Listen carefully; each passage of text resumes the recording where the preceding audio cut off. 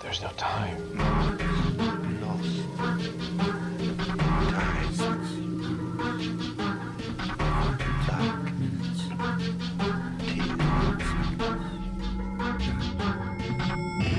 The time is 13 o'clock.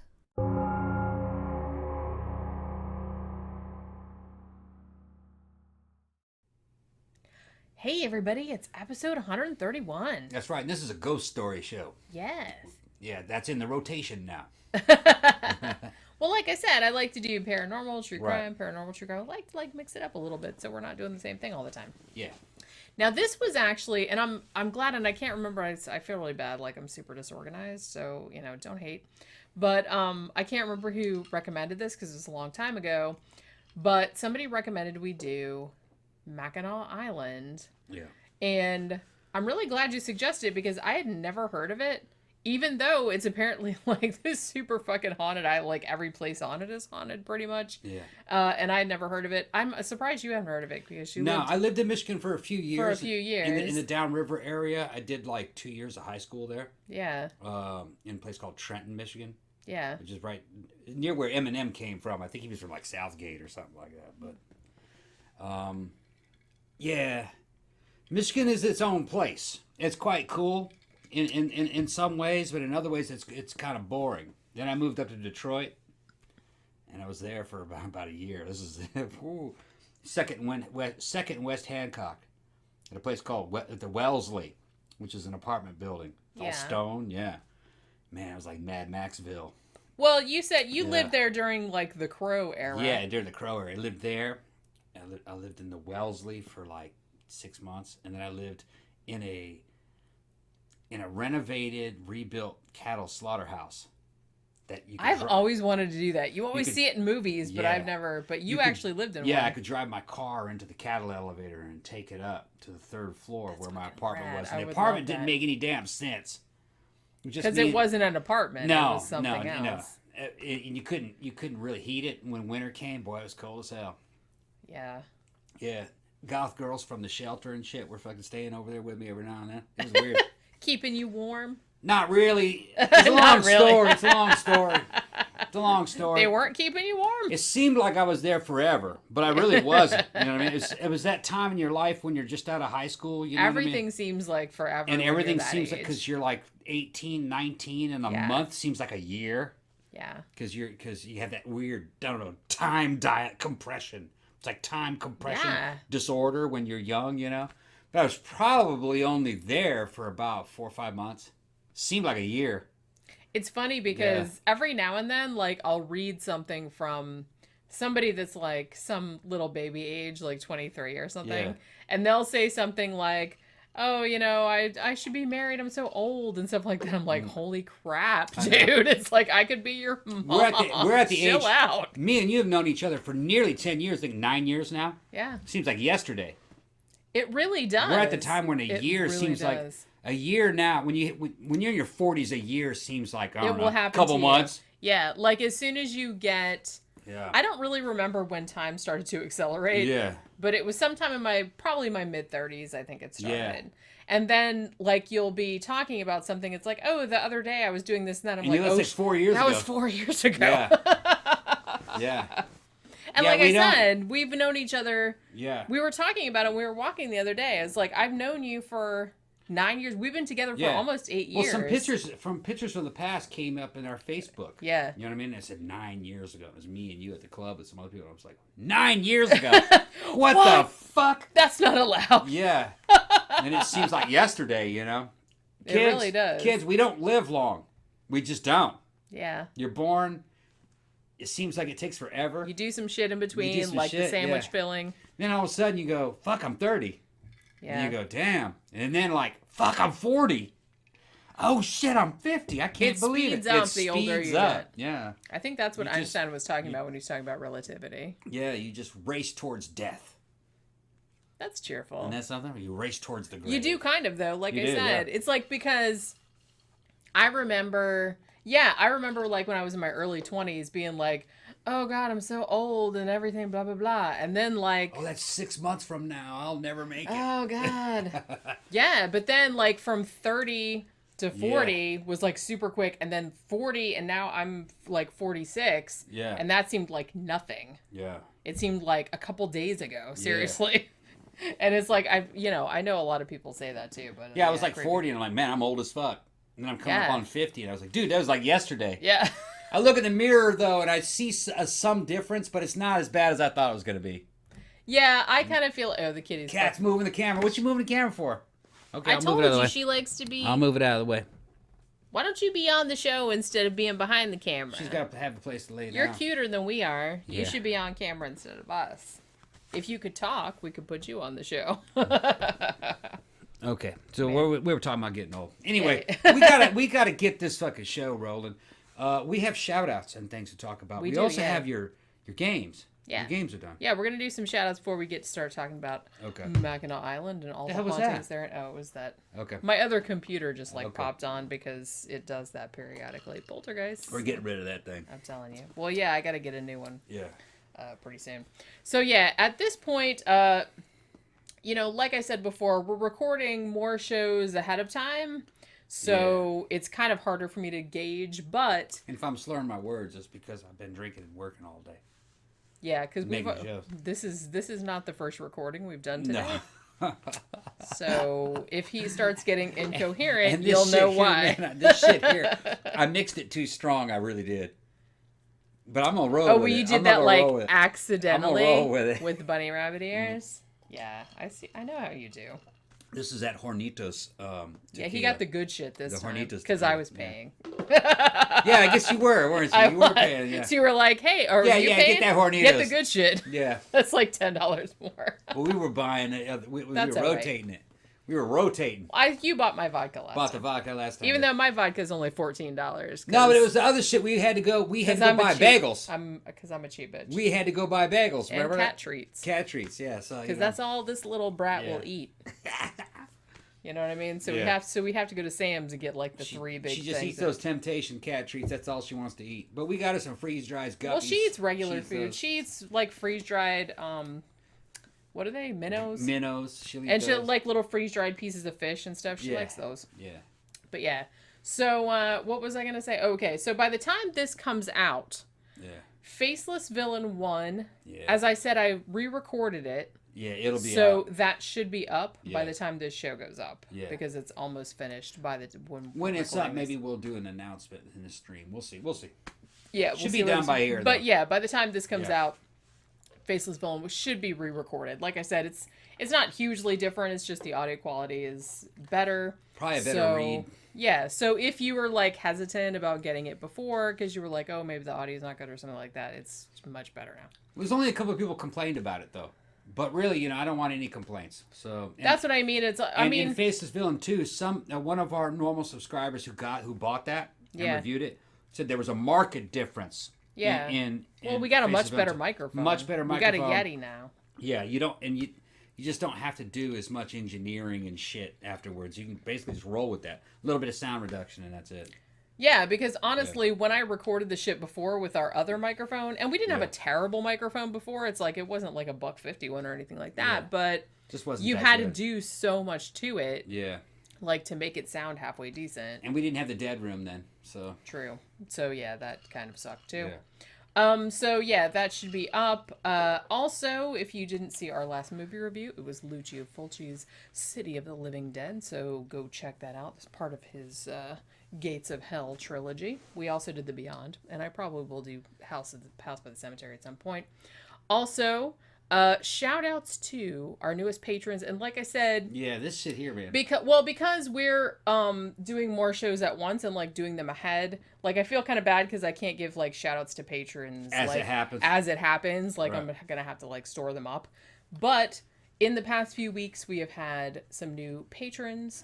So we're going to say hello to our new patrons, Maximilian and Eric. Yeah, some of these guys and are $20. Daniel, who, holy shit, dude. Yeah, man. Was that a typo, man? You really sending us $50 a month? You did mean to do that? You're the number one, bro. I mean, we got some of the other people just mentioned, there's a 20 in there, and I think there's a 5 in there too. But we have several $20 a month patrons, but we got our first $50 a month patron. I hope you did that on purpose, because that is fucking awesome. Yeah, that's really cool. And we also have some contributors that will send us just out of the blue like 100 on PayPal. On PayPal. You know yes. what I mean?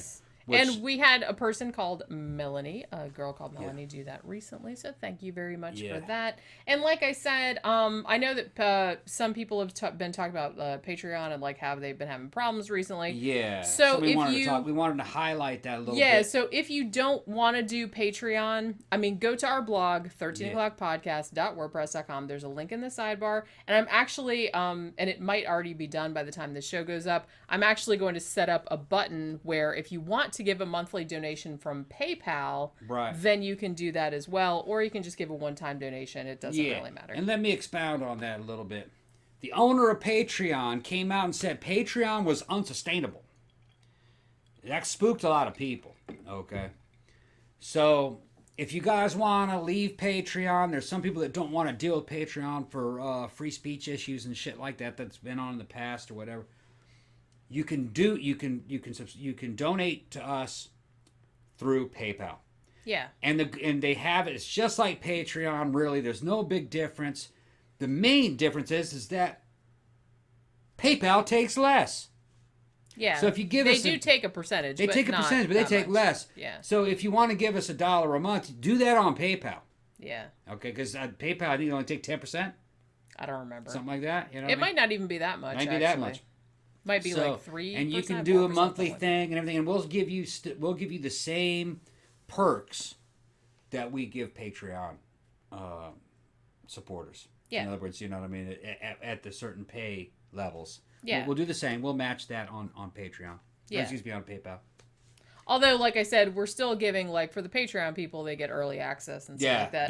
That's what I could, I could do it to people that give me PayPal, but I'd need their email address. Yeah, we might be able to work it. It'd be a little I could harder, probably do it. but yeah, we could do it. It would be a lot to keep track of, but I could do it. Yeah, we could do it. So if, like I said, if you don't like Patreon, then we have a PayPal account. And there's another one out there called Subscribestar, and we don't really have a Subscribestar account as of now. I might get on that, but we may get on that. Okay. Yeah. It's good to be diversified. Yeah. And, like I said, we appreciate anything that anybody can do. And, like, we love that you guys love the show. And it's like, that's, like, really cool. We didn't really think anybody would listen to us. Yeah, and we're on many blathering out and out. And we're on many platforms, too. We're on BitChute. What else are we on? I used to put them on Daily Motion, but I stopped doing it because it's too much of a pain. It was too much of a pain. Right. And then, it seems like BitChute is probably mostly the other one. Then, like, I don't know. BitChute, we actually have a lot of hits on BitChute. Yeah. They're getting bigger. I don't get many comments on there, though. No, it has a weird commenting system on there. It has a weird lots of system. Yeah. I don't like the lack of keywords. It's a new... It's all, what do you call it, hashtags. It's a new competing platform. It may take a year or so. It's just good to get on it when we can. So, but I think BitChute will survive. And honestly, if anybody's listening on BitChute, it's like, does the shit come up? Because here's what was happening, and somebody contacted me on Twitter about this, that they're like, hey, I think you forgot to put this one on BitChute. And I was kind of like, well, here's the problem. I was putting shit on YouTube and then putting it on BitChute, like, manually. And then every time I would go back to BitChute, it would be up there twice. And I'd be like, what the fuck is going on? Yeah. And then I figured out when I put something like I put our Patreon video just on YouTube and I didn't put it on BitChute, but it came up on BitChute anyway. Yeah. So it turns out that BitChute was automatically putting my shit from YouTube on our BitChute channel. Yeah, they were somehow linked. So, yeah. Well, they did ask me to put in my channel identification. Channel, yeah. Right. So, it was obviously, like, putting up stuff. So, now I don't manually put stuff on BitChute anymore because apparently it's just coming up on there automatically. Yeah. Which is fine with me because that's one less thing for me to do. But, yeah, I was confused for a long time. It's like, why is there two of everything? Right, I don't get what's going on. Well, when we filled out that stuff for BitChute, it asked what your channel was here. And evidently it kind of hooked it up so you automatically post on both now. Which I guess it does because... Seems to. I mean, when I put shit on YouTube, it automatically comes up on Twitter. It used to automatically come up on Google+, although they're getting rid of Google+, because nobody's on that shit anymore. Nobody's on it, yeah. I never went on it either. I just put shit on there automatically.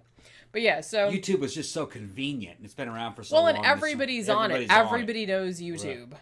So it's like it's kind of hard to compete. I think they all kind of have half-life. Something will take its place eventually. Well, eventually, but it's just not time. I don't think it's now. We're going to run mostly YouTube until further notice. Yeah. Now, the only other shout out I have before we get to talking about the ghost stories, if you remember, like, I don't even remember like how long ago it was, but I was talking about how I have another side gig, as though I didn't have enough already, but I have one on the Game Crafter called Giallo Games, and I design board and card games that are based around like Giallo movies, Giallo movie tropes, that type of stuff. I think I showed you guys this one before, which is called A Crimson Drop on a Crystal Palette, which is kind of like a Clue style game, but more like Giallo based. It's like set in Italy, and you can have like all different adventures and all different mysteries and stuff like that. It also has an expansion pack, which has like more. Show them what it looks like in there. What has like more locations and stuff like that. Well, I can just show you some of the cards. They're all in a bag, but I'm trying to work on more, but it's kind of hard. And when you like order it's like all kind of. Where's the camera? Okay, there it is. There's the camera. Yeah. So see, there's that.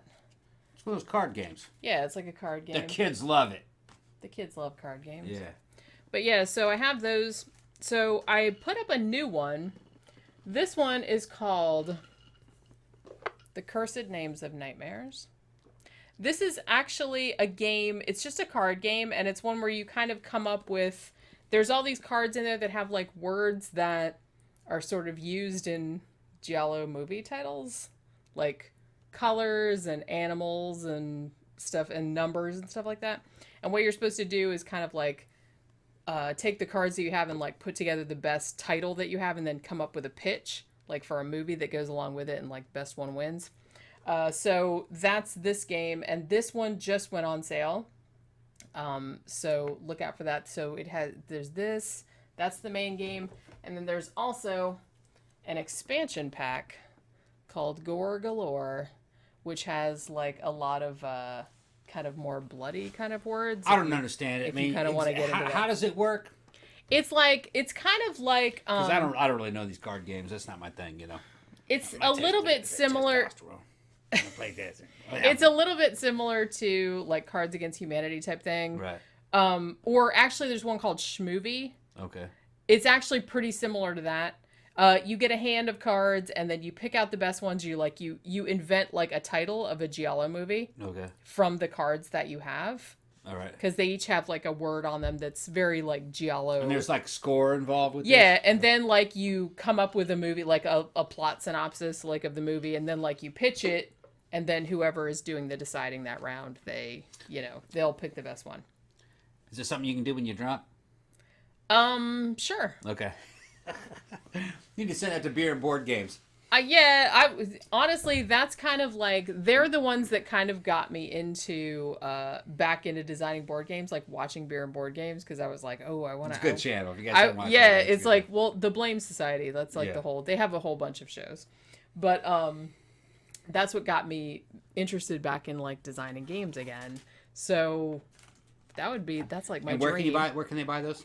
Go to thegamecrafter.com, not just GameCrafter, it's thegamecrafter.com, and look up Giallo Games.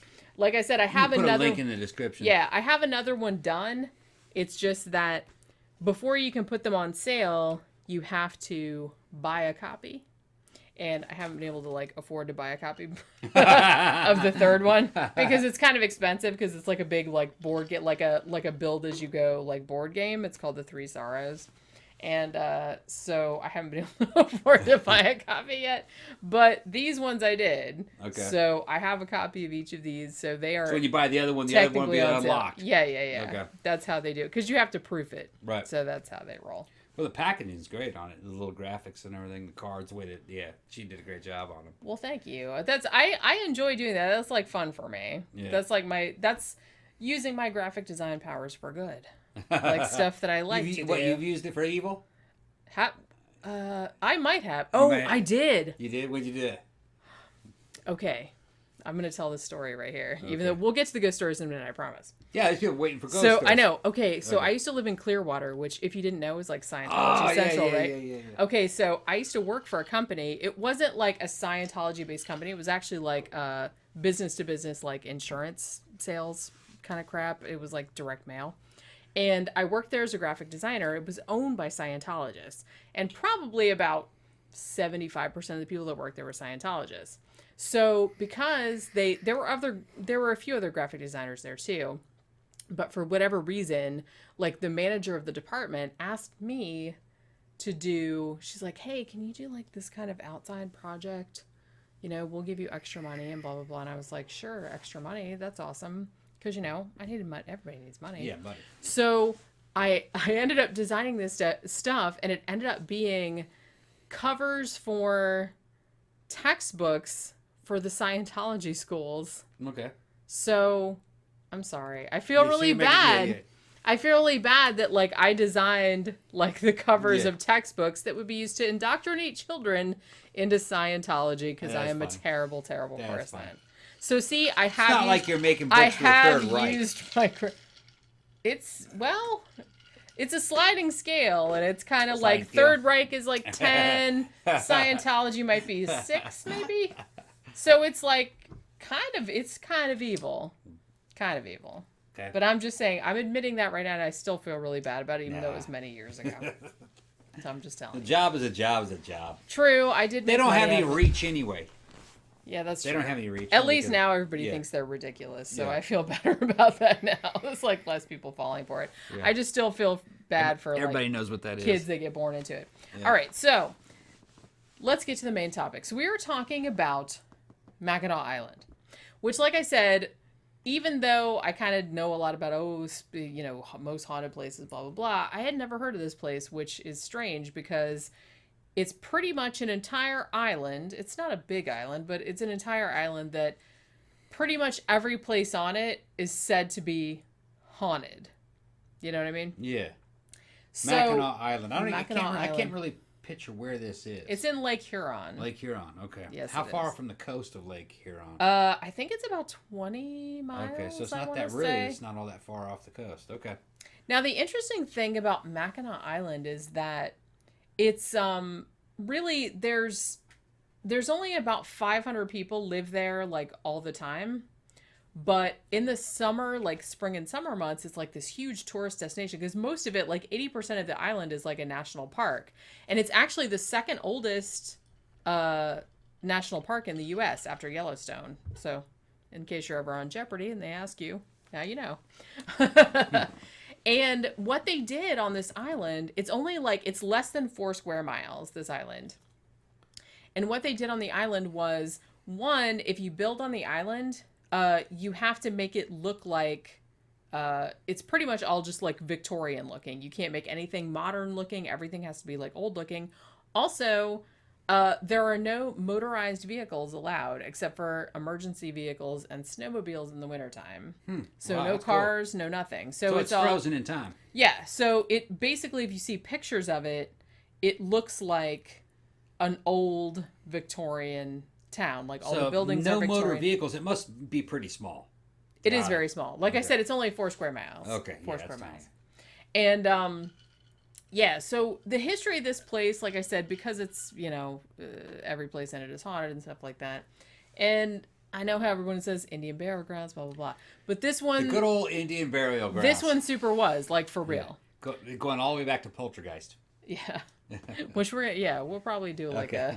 we're probably going to do a movie retrospective Actually, on Indian burial grounds go back to Amityville Horror, right? Isn't that when did they Oh, start? wait, when was did that that trope come? When did that trope appear? When was the first incidence of that? The old Oh, I Indian don't know. burial ground explanation. Because I feel like Poltergeist was probably the highest, or the best known instance of that. Right. But I don't remember if there was one. There had to have been one before It doesn't that. matter. It doesn't matter. Let's get back to the case. But yeah, but this is actually an Indian burial ground because this island, because of its location in Lake Huron, it was kind of like a strategic location.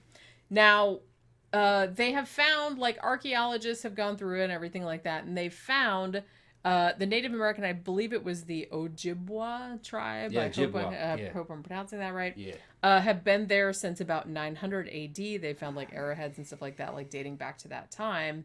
And actually, the name of the island, it's weird because it's spelled like it should be pronounced Mackinac, like it ends with a C, but it's actually pronounced Mackinac. And the original Native American name was Mackinac, which actually means great turtle, because that's kind of what they thought that the island looked like. Like, they thought it looked like a big turtle. Big ass turtle. Right. So Native Americans were living on this island like about 700 years before the Europeans came. And they were using it as because they thought that it was kind of like, I guess because of its particular location or whatever, they were using it as like a tribal burial ground for like their chieftains and stuff like that. Okay, so they didn't really live on it. They some of them did, but it they was mostly kind of rode like out used. there and just buried them. Right. Okay. Because they called it 4 square miles is nothing. Yeah. There can't be much of a habitat. They thought it was like the home of the Great Spirit, pretty much. You know. Because I don't think 4 square miles could support much of a biosphere. You know what I'm talking about? Right. You wouldn't have any deer on on something that small. Yeah, it is very small. You couldn't support a big population. Yeah. You'd have to fish for a living. That'd be really the only way you could get meat. I've heard there's good fishing on this shit, though. Yeah. And a lot of people go there. Like I said, less than 500 people live on this island year round. Yeah. Because in the winter, it gets cold as shit. And the only way you get there is like a ferry or like a little plane. Right. Because the lake freezes over, like in the winter, pretty much. But in the summer, they get like 15,000 visitors a day. So like in the winter, people come over there. So in the winter, the lake freezes over. You could walk out to the island then. Yeah, I wonder if you could. But probably nobody does. 20 miles is nothing. Yeah. Well, here's the thing. Like, and I'm going to mention this right here. Our favorites, the ghost hunters. Oh, they did an episode about. Well, they did an episode about Mackinac Island, but they only visited one place on it because, like I said, a bunch of places on here are supposed to be haunted. They only visited one place. I think they went to the Mission Point Resort or the Grand Hotel. I can't really remember right now because I watched it. It was on Daily Motion. And the thing that I remember most about because nothing ever happens on these fucking episodes. They just go and they wander around in their fucking green light and they're just like, did you hear that? Oh. Yeah. You know what I mean? It's basically all like that. So the only thing I remember was that they went to the island in the wintertime. So like no one was there. And they were like, well, we're not sure if the ferry is going to be, it's like, it's running today. We'll run you over to the island, but we're not sure it's going to be running tomorrow because it might be frozen. It's too dangerous, blah, blah, blah. So you might have to come back by plane. Now, one of the members of the ghost hunters was so afraid of flying. And I get that. I don't like flying either. But he was like, well, I'm just going to have to stay here then because I'm not getting on a fucking airplane to get on this island. Pussy. And it's like, well, I get that, but I don't get that. If it was a choice between, like, I'll fly if I have to. I'm not going that far where I'm just like, well, I'll just fucking swim back. No. You know what I mean? I'm trying to imagine this little island, though. Yeah. 4 square miles. It's cool looking. And it's got Victorian houses on it. Yeah, it's cool looking. Is there a power plant on it? How do they get electricity to it? I don't know. They do. Maybe they've run a line out to it. It's only 20 miles. Yeah, it's not far, like, from the mainland, as far as I can determine. They have a ferry running. You can run telephone lines to it. Right. Okay. Now, the story goes that by the time the European settlers arrived in the mid-1600s, that all the Native Americans had fucked off. They've all fucked off? And they'd gone somewhere else. Or, they just left the cemeteries there. Now, they all fucked off. We've been drinking. Look at Baby Cookie back there. What are you doing? She's, Okay. By the way, we found out. Come here, Baby Cookie. Come here. Let everybody see you. I want to tell you something about Baby Cookie. Oh, she's running away. No, fuck you. Fuck you.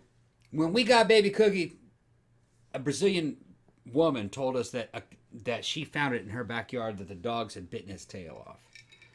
Yeah, that was the story. We rolled with that. We believe that. I lived in Brazil for a couple years. Yeah, she claims to be. Mm-hmm. Growing up in Brazil, in certain times, my high school life, I spent 2 years there and went back later. São Paulo, Brazil. I speak Portuguese and everything for those of you who don't know. But I know that sometimes a Brazilian, I love Brazilians, but Brazilians, if they don't know something, they'll just tell you a story.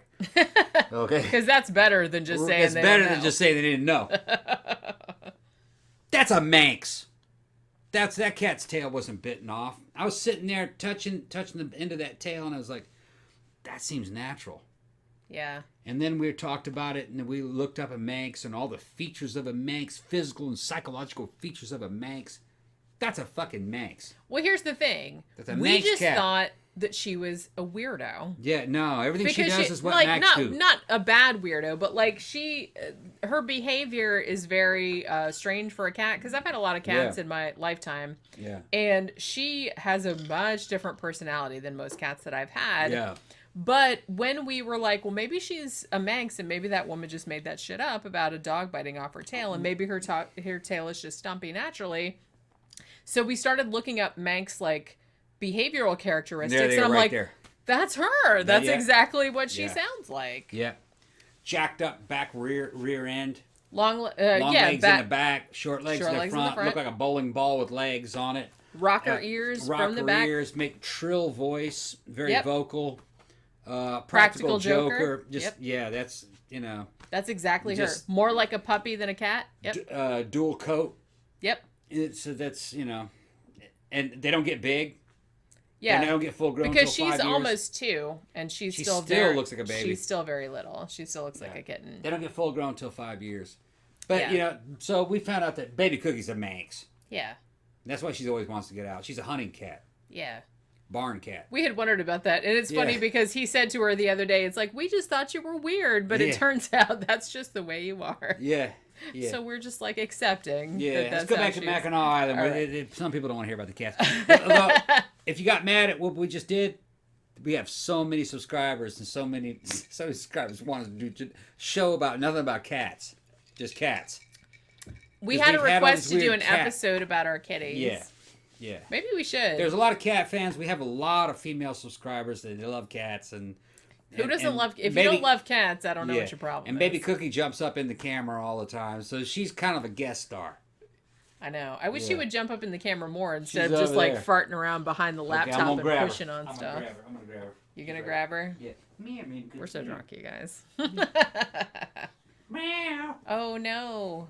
Look it, Daddy's got you. That's Baby Cookie right there. Yeah, see, that's Baby Cookie. What's up? What's up, little one? Okay. Look at your little. Okay. That's it. She's like, fuck all this. I don't know. It's like you're messing with my like fucking my plan. Yeah. Yeah. So, okay, so by the time the European settlers got here, like I said, Native Americans were gone off the island, so the story goes. They had all fucked off. As I said. Yeah. And the island went under, like, a lot of different ownership. I believe, like, the French, like, owned it first, because it was a very, like, strategic position. So, like, a lot of people wanted it because it was, like, right in the middle of Lake Huron, and it was, like, a really good position, like, particularly for the fur trade and stuff like that. So then, like, during the French and Indian War, the British got hold of it. And actually during the Revolutionary War, it was actually a British stronghold. And then it kind of became like a bone of contention between like British American forces during the War of 1812, because the Americans wanted it as well. So there was a lot of battles on this particular island. 1815, the island finally went to the U.S., finally after the Treaty of Ghent.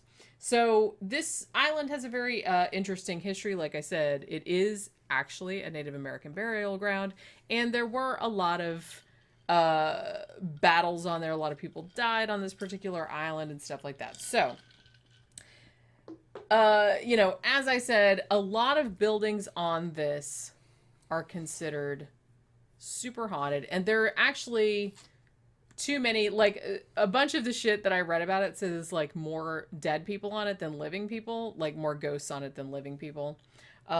So it's kind of a case where there's a fort on it, there's hotels on it, there's cottages on it, every single thing is pretty much haunted. So what you're talking about is a little bitty island. Yeah. 4 square miles. Yeah. It's a cemetery with 500 people living on it. Pretty much. Right.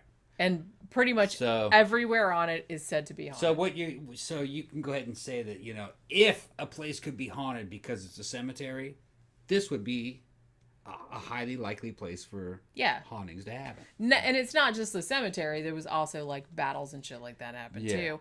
And there was some witchcraft shit. There was all kind of shit. Okay, so we're going to get into that. So, yeah. Okay, we're just back from a break. We had to get some bagels. We took a bagel break. Yeah, man, I was hungry. We're drinking all this booze and everything. We got to soak it up. Yeah, man. Bagels and cream cheese. Got a bunch of it. Okay, we got to start talking about what was actually reported on Mackinac Island. Well, like I said, there are so many different locations. I can't even go into all the shit. Okay. But I will go into like the main places that are said to be haunted on Mackinac Island because there are several. So let's start with Fort Mackinac. Now, this fort was originally put there by the British. This was during the French and Indian War. Okay, so we're talking about 1600s, 1700s, 16. I think the French. Please don't ask me that. I think it was actually like early 1700s. I think it was before the Revolution. Yeah. Now, at the time, it didn't see combat particularly, but the Americans got the fort in 1783 after the Treaty of Paris, and there was like all kind of like squabbling over it and stuff like that. Now, it wasn't so much that there was like battles and shit like that, but there was a hospital on the same kind of grounds as the fort. It's still there today. You can still see it. So there was a hospital there. The British supposedly, according to legend, murdered 72 Native Americans on the site also, so that might have contributed. But in the hospital, evidently a lot of people died of like tuberculosis, typhoid fever, including many children of soldiers that were stationed there. And apparently these children still haunt the area. There was actually a dungeon also. It was called the Black Hole. At least one prisoner died there in captivity.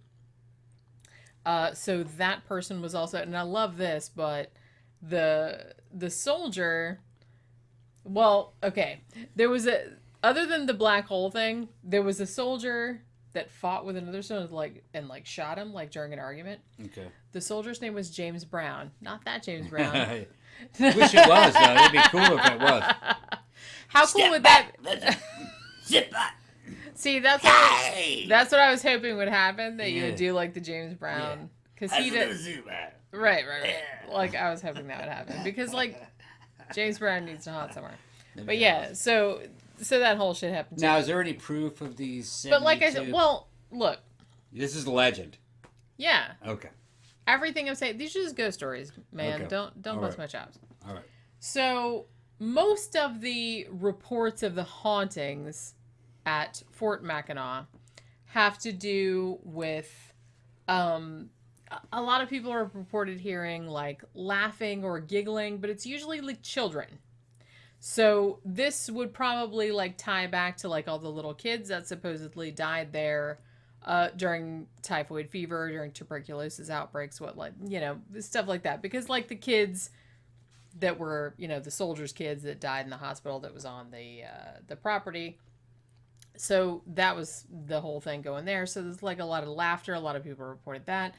Other people have reported some like poltergeist type activity, moving furniture, kind of sliding around, furniture moving around, or things moving around, setting off motion alarms, and like there's nothing obviously setting off the motion alarms. Were you able to isolate any dates and locations for when this was happening and where, whose house? Or pretty much all the time. Like I said, this island is kind of a thing where it just seems like constant shit is reported. According to the reports or the legends. Yeah. Okay. And like I said, it's so many locations that I had to just like narrow it down to like a few major ones, because otherwise we'd be here all day like talking about, hey, this little house on the island said they had this and that and the other. It's pretty much all the same type of activity that's reported, but it's like all different, like it's all over the island. Okay. Like I pretty much feel like every place on this island has reports of hauntings. Like I said, it's not a big place. Okay, now let me stop for a second. Okay. When we say reports of hauntings, was there anything specific, like a certain person at this date reported an occurrence to this association? Or are we talking about a legendary, just kind of like a general stories of everything happening everywhere every time? Well, as far as, like I said, there's just so many. Yeah. I couldn't really narrow it down. Okay. You know what I'm saying? And a lot of paranormal groups have been to this place and have reported activity in various places. Like throughout I said, the years. Ghost hunters went there. Okay. But they only went to one place. Okay. And that's like one of the more haunted locations. But like I said, there are a bunch of places on here that are supposedly haunted. All right. So I was surprised that they only went to one place. Now, there is one guy on YouTube. I can't remember what his name is right now, but I watched a bunch of his videos. But he went to Mackinac Island, and he went to a bunch of different places that were supposedly, because he's like making a documentary. Okay. And he put like little bits of it like up on YouTube. So you can like watch them. They're like 10, 20 minutes. So he goes to like various locations, which is better than the Ghost Hunters one because they only went to one place. And like I said, you know how Ghost Hunters is. So he seems to actually be trying to do an investigation. Yeah. Okay.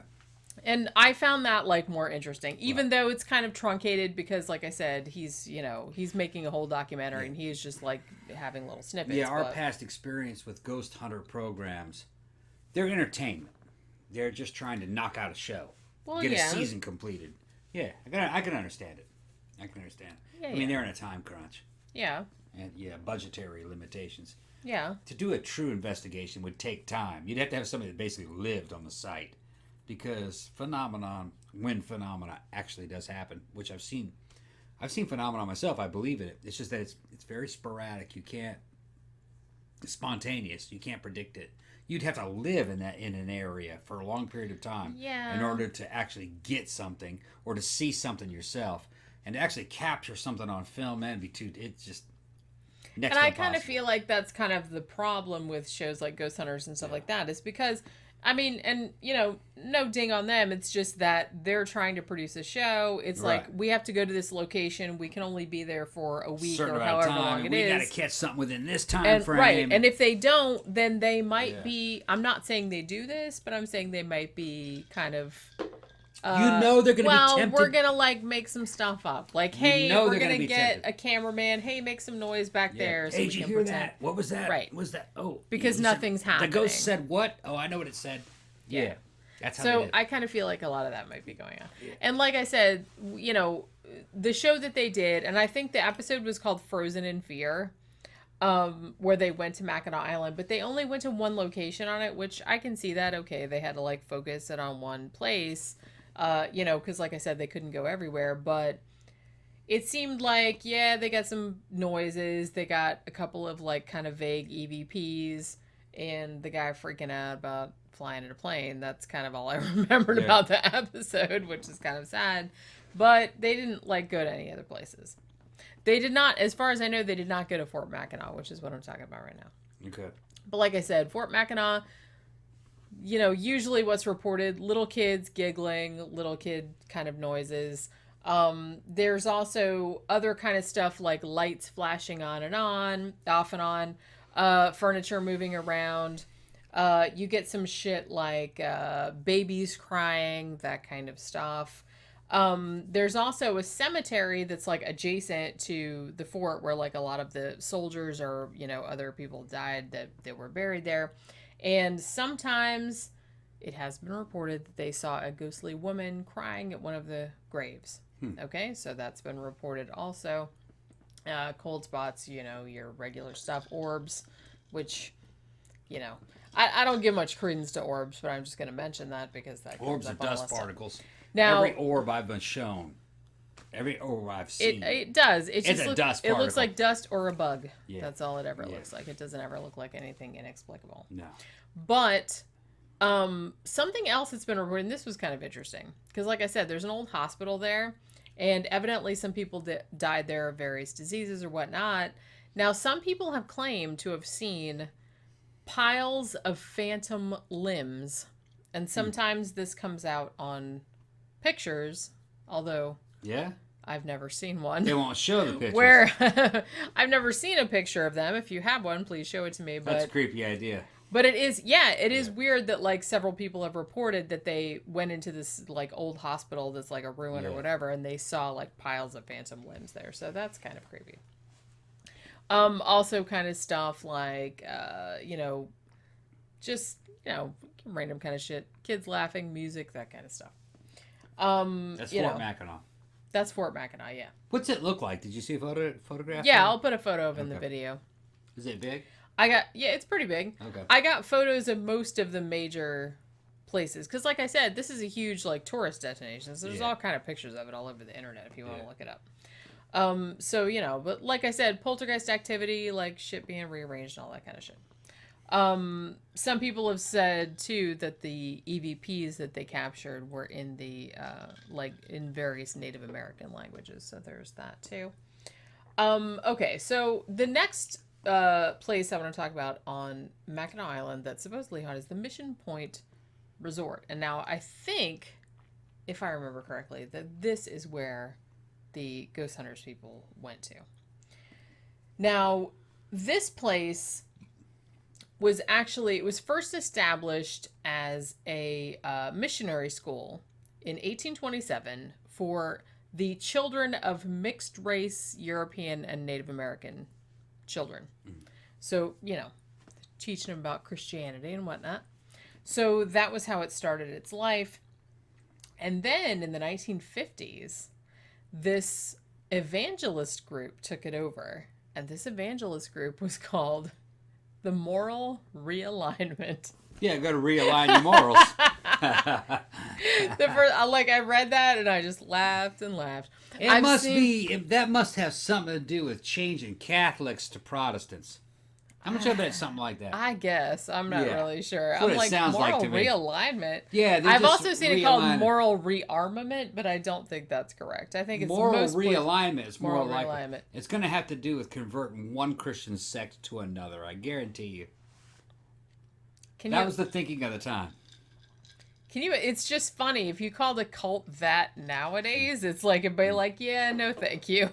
Nah. Like, why would you do that? Well, shit like that back in the day would have been considered to be cool. Yeah, you could get away with it by just calling shit what it was. Yeah. And, giving it these completely unironic names. No, yeah, exactly. We're going to realign your morals towards Protestantism. Yeah. Get you away from that evil Catholicism. Yeah. It's too loyal to the Pope. So that was, so that was how, part of the history of this place. Yeah. That place later, that cult, later went off to Switzerland and died out, presumably. They all die out. Well, cult usually doesn't even last 20 years. Most of them don't. Well, it's either that or they all get on the fucking Hale-Bopp Comet and their Nikes with their quarters. We got to do a show about that. Eventually. We got to do a show about that. We're gonna I remember when that happened. That blew my fucking mind. I had a hard time accepting that the Hale-Bopp Comet cult was real. That dude cut his own dick off.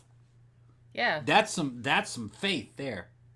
I'm not and sure other if ones I'd were use doing that. it. I'm not other sure ones if were I'd use doing that it. word. We'll talk about it later. Would I use that shit word? there blew my fucking mind. That shit blew my fucking faith, mind. no. You couldn't pay me. Quit moving around. You're making the camera blur. You couldn't fucking pay Look what me. you did. What happened? Making it blur? Yeah. Okay. Now so he starts moving more. The cameras had too much to drink. You're projecting. All right, so the cult fucked off to Switzerland, much like the Native Americans had fucked off from the island, beginning. Yeah. And then for a little while, it was a college, Mackinac College. Now, in 1970, another evangelist, because, there's no shortage of those, purchased the land again and was trying to, make it into a religious retreat, but that didn't really work out. 2 years later, it was bought out by another company who made it into a vacation resort, which it still is to this day. And like I said, it's a very popular tourist destination. It's a very popular tourist destination, the whole island. So this Mission Point Resort is composed of several different buildings, and it's it's a big piece of land. Now, the most haunted place in this particular resort is supposed to be the Island House Hotel. Now, the most famous story about this hotel is that when this place was a college, there was a student there who's usually given the name of Harvey. He actually asked his girlfriend to marry him, and she said no, evidently like in front of all their friends, and it was like super embarrassing. So he committed suicide. Now, the story was he either jumped off the bluff or he shot himself in the head, but he is supposedly said to still haunt the area. Now, there have been some later reports that he was maybe murdered because there were like some rumors going around. Oh, they found his body and there were actually 2 shots in his head, like one in the back of the head, like so he couldn't have done that and blah, blah, blah. Now, one thing I should note, and this is one thing I did remember from the Ghost Hunters episode, was that the girl on there, I can't remember what her name is, but she said, oh, I actually found the case that corresponds to this crime, but I'm not going to tell you the guy's name because blah, blah, blah, blah, blah. And I was just kind of like, really? So, like, I tried to find it and I couldn't find anything. I have a feeling that this is all legend. So, made up story. I mean, did a guy really kill himself? You know, it's possible, obviously. What is the statistic likelihood that on an island that's 4 square miles, something like this would happen? I would think unlikely. With a population of only like 400 or 500? You can't say that, though, because it it's just like, sounds too convenient. If it's just one guy, but it bothers me that every single story about it just gives his first name. Yeah. No one knows his last name. No one knows the exact... And what was the year, more or less? It was supposedly in the 60s. Then there would be fucking rock-solid documentation. That's what I thought. Like, that's why I started looking for, like, old newspaper reports, and I didn't find anything. No. 60s, there would be... I'm not calling the ghost hunters liars. I'm just saying that I didn't find anything in a very, I'm not calling you liars. I'm just going to call it bullshit. I just looked really quick, and I didn't find anything that came up on Well, just based on what you're telling me. You know what I mean? Yeah. I haven't done the research myself. It's just... Now, so, if there was a homicide there or a suicide in the 1960s, it would be documented. You know what I mean? It just would. Well, yeah. It would be in the criminal record. That's what I thought. Yeah, that's why I went looking for it. Yeah. Like I said, I just did it very, like, I didn't do, like, an in-depth investigation or anything, but I looked quick, like, I Googled it, and I couldn't find anything. In the books that you write, you can get documentation going back to the 20s. Yeah, I usually try to find the original newspaper report. The shit that actually happened is documented and people know about it. Yeah. Like, for instance,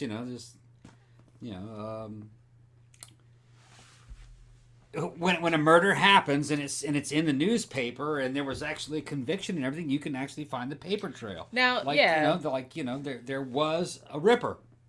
Yeah. There was a ripper. Well, like I said, that's the thing that bothers me is that even though the stories usually say that this Harvey person committed suicide, there were rumors later that maybe he was murdered, blah, blah, blah. But it's like, I don't know. I don't really know how true any of that is. But that's like one of the stories that goes around. That was the extent of your ability to find it. Harvey is supposedly one of the ghosts that haunts the Mission Point Resort. Now, supposedly he's not a real... he's more a playful ghost than malevolent.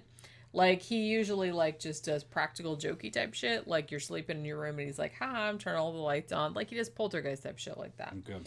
Okay. Evidently, and he rearranges your furniture and whatnot. Now, Mission Point Resort, or the Island House Hotel, which is part of the Mission Point Resort, also has one particular room where the bed is bolted to the wall and bolted to the floor. Yeah. So they're kind of wondering if that has something to do with some spirit activity just because it kept shaking. So they figured they better bolt it to the wall and the floor. Who did this? Well, the hotel did it. The hotel did it. So I guess a lot of people complained. A lot of people complained. Well, okay. Could it have been part of the mythos of the hotel? See, this is another thing that bothers me. This is another thing that bothers me is because... hey, man, let's bolt this shit down. Well, and particularly now because, you have Travel Channel, you have Destination America, you have those channels that do, ghost tour type shit, or like, here's this haunted inn, there's this, that, and the other. And I feel like if you're a hotel, it behooves you to be haunted, to say that you have a ghost, and particularly one room that's haunted, because then you're going to get everybody wanting that room in the fucking world, wanting that fucking room. And they'll pay more, maybe. Yeah, and like do some creepy shit. Like I would do that if I owned a hotel. Like I'm not. You would do that? You would fake it? Sure. Okay. For the hotel. Yeah. Okay. Well, if it was a hotel and they'd be like, you get to like have a story about it. It's like, oh, I'm gonna bolt that shit to the wall, and then everybody will wonder why it's bolted to the wall. I'm not gonna say why it's bolted to the wall. I'm just gonna like act all mysterious and shit. I wouldn't do it. You wouldn't do it? No, I wouldn't do it. I don't fake shit. I don't fake shit. I don't fake shit. It's either there or it's not. You know what I'm talking about? I'm just saying. I've been in some creepy fucking places. I'm not going to make shit up, but if other people make shit up, I'll capitalize. Oh, okay. So you're saying wouldn't invent the haunting. No. If there was a haunting story there, you'd actually expound on it. Sure. Okay. Well, like I said, if I owned a hotel. If you own the hotel. You got to make some fucking money, man. To make some money, okay. That's what you got to do. It's all about the hustle. All right. And I'm just saying that other hotels are doing that as well, so buyer beware. Right. So, like I said, I don't know. I don't know if this Harvey person was real. I don't know. So the Mission Point Resort also has another ghost, who is a little girl, and they call her Lucy. I don't know if that was really her name or not. Now, apparently she died on the island of an illness, like while her parents were away, and she kind of like died before they could come back and be with her or whatever. Now, this little girl has been seen all around the resort. She's just seen in the auditorium. She's seen in the theater, on the balcony of the hotel. And also she's like, her voice sometimes gets heard, like she's calling for her mom and things like that around the resort. Also other people have said they've seen apparitions of soldiers like walking around this resort too. So, like I said.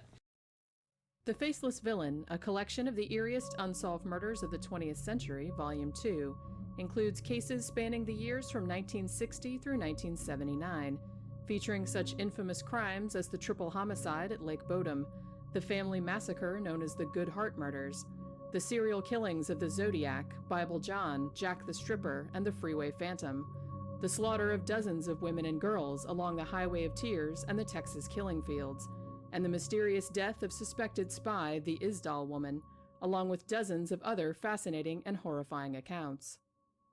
Buy it now from Amazon in print, Kindle, or audiobook format. Yeah, I know. Tear that bunny off. That's right. Yeah. Or you can love the bunny too. You can love the bunny.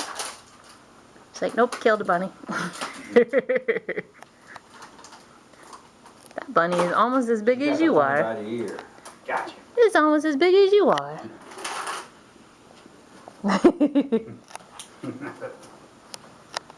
You are so cute. Look, you got a bunny and you got treats. This is a good day.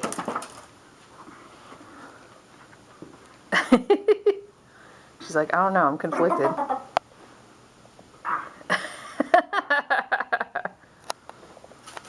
She's like, nope, treats. Treats. Okay, everybody, Jenny's got some new shirt designs up, 4 of them. Really good ones, too. Atlanta Ripper, Who Put Bella in the Witch Elm, the H.H. Holmes Murder Castle, and of course, Demon Child, because man said he could.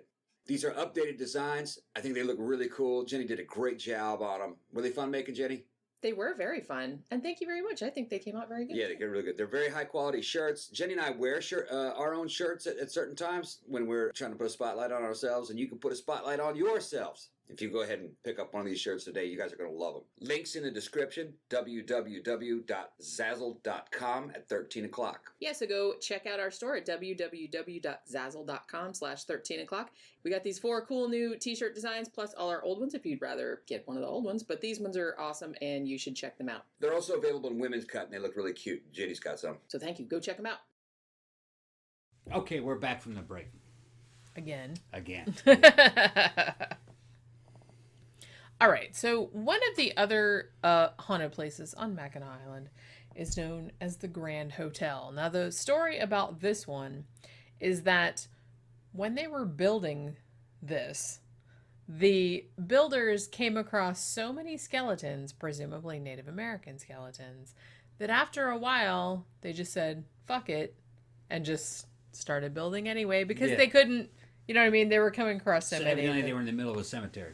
Yeah, so they were just kind of like, whatever, they're just like, you know what I mean?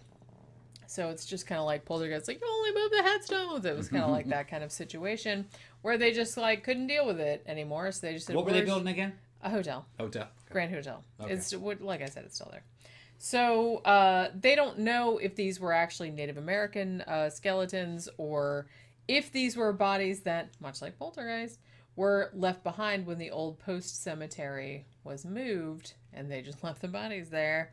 Right. So, like I said, the story goes that all these bodies were left there, but they just built the hotel over it. So that's supposedly super haunted. Also, there's also another hotel called the Murray Hotel.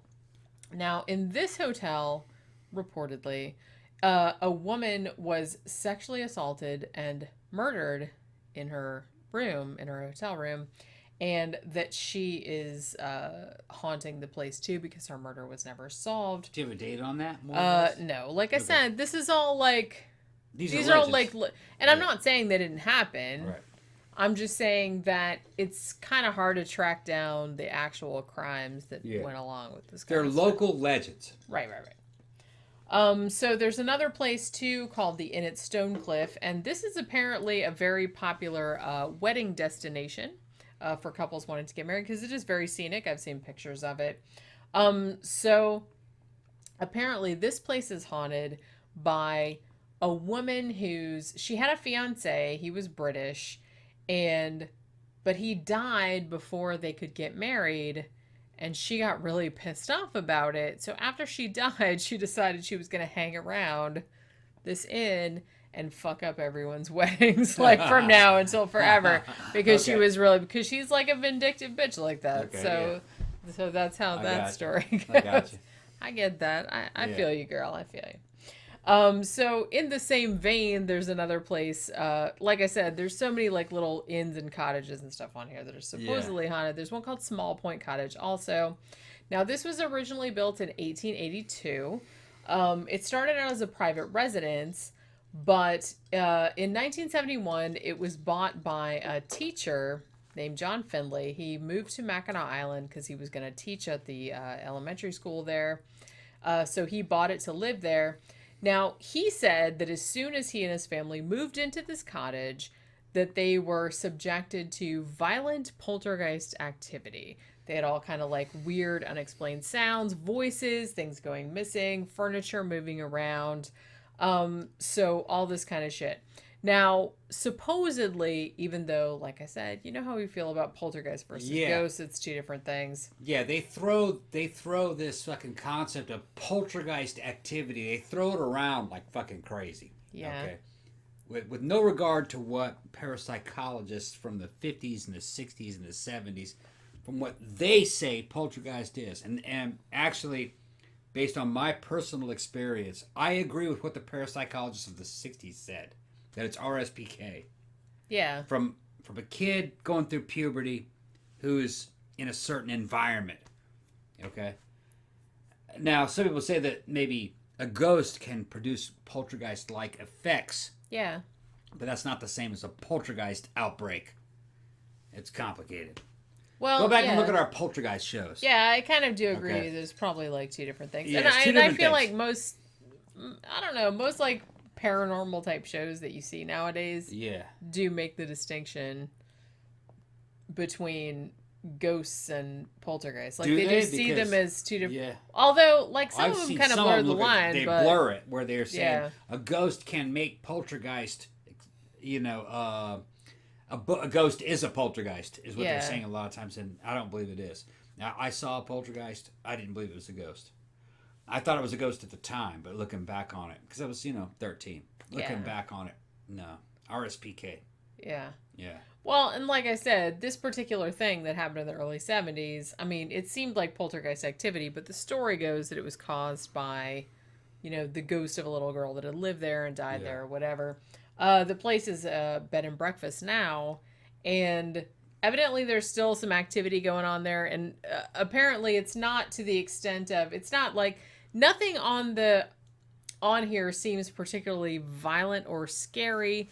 It does seem like tourists will go there particularly to, see these particular, like, they'll go stay in these places to see this particular activity. So it seems like it's more playful, or more, you know what I mean? Like, not threatening or anything like that. Except for one location, I'll get to that a little bit later. In my opinion, I've seen Poltergeist. All right? Yeah. Poltergeist is what they said in the 1960s. It's RSPK. But I also went into a house that I thought was haunted. And it was very different. All right? Based on what I saw, I don't think a ghost can move anything. I think maybe it's mostly just going to be feelings of being watched, Maybe you might have some bad dreams there, or maybe some visions. You might see an apparition. I didn't see an apparition, but I did have bad dreams there. Yeah. But maybe in a very haunted place, you might actually see an apparition. I don't know if a ghost can move a physical object. I'm just, I've never seen it myself. I saw a poltergeist do it, but I don't think a poltergeist was a ghost. Like I said, I think those recurrent are two spontaneous different things. psychokinesis by the subconscious. Yeah, I think it's two very different things. But I'm not gonna say that it's impossible. Maybe a ghost can move an object. This is kind of the thing where no one's an expert on this shit. There's no real book on this. There's just stories. Yeah. Everything has to do with what you see and the experience that you're having. There are some people that have been in what they say is a haunted place, and that ghost moved an object. I'm not going to call him a liar. Yeah. Unless it's just some ridiculous shit. You go, man, you're lying. But which that happens a lot. Yeah. I'm not saying. From my personal experience, which was a poltergeist experience, also like an out of body experience. You read Mammoth Mountain Poltergeist, you guys will see it. From my experience, stuff like this usually isn't real dramatic. You know what I mean? In terms of like, it's not like you saw out of a movie Poltergeist with a bunch of flashing lights and shit. It's not really like that, you know what I mean? But I don't know. Can a ghost move an object? I don't know, maybe. Are there ghosts? I think there might be. But I'm not sure they can move an object. I don't think there are. I think there might be ghosts. Although, something that's interesting, and that just reminded me of that. That movie Ghost with Patrick Swayze and Demi Moore in it? Yeah. That has like a whole sequence where Patrick Swayze has to learn how to move physical objects from another ghost because he can't do it. Well, look, if a living person goes astral and has an out-of-body experience, which I've had that, I do believe you can move an object. I do believe you can. There was kind of like an RSPK outburst when I went out. All right. But can a ghost do it? Can a dead person do this? I kind of think no. Yeah. Based on what I saw, you die and you go into the afterworld, you go into a higher plane and you lose touch with the material world. But let's just say you could. Maybe that was just my experience based on what I felt having a near-death experience and an out-of-body experience. Let's say somebody dies and stays focused in the material world and tries to move things. Man, it's fucking hard to say. Maybe they could. I guess we'll see. There's no way of knowing. Maybe they could. But for how long? How long would you hang out? How long would you hang around as a dead person? How long could you be fixated, on something material, a material aspect of your mortal life? You know what I mean?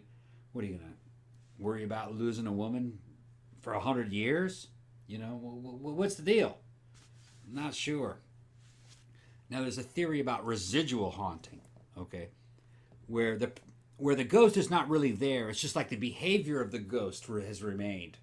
Like it's in a dream state, like an echo from the past. Maybe that. I would think that maybe that is more likely. That makes more sense. It makes more sense to me. Because honestly, if you were dead, why the fuck would you hang around? Yeah, I don't think you hang around because when I Well, had that motorcycle, you can't touch anything. You can't eat anything. I had a motorcycle accident. In case you guys are new listeners, I had a motorcycle accident when I was in the Army that was documented. Okay, I was in a coma for about a week. All right, and I had the near death experience with the life review and the talking to a god or a daemon. You know what I mean? And I just have a feeling that when you die, when you really die, you don't have any interest in your past life anymore because you're very different after you've shed this mortal coil. You know what I mean? You're not really. I was not really fixated on who I was as Tom Ross. That was just like a character from the past. Like when you're playing a video game and the video game character you're playing dies, you just start a new game. You don't really care about that last one. And that was kind of like what it was like. You know, and I also had an out of body experience before. But man, I'm getting into other stuff. We gotta. No, but like I'm saying, well, no, that's kind of an interesting thing to think about because this is something like we should do because I mean, people are interested in this kind of stuff. Like if you die before me or if I die before you, like if I could come back and tell you some shit, I would. You probably wouldn't be interested. You'd be like, oh, well, no, he's going to be okay. I got shit I got to do over here in the next realm. Yeah, but you don't know that. It's kind of like a violation. I would feel bad. Like based on what I saw, it was a violation of the natural order.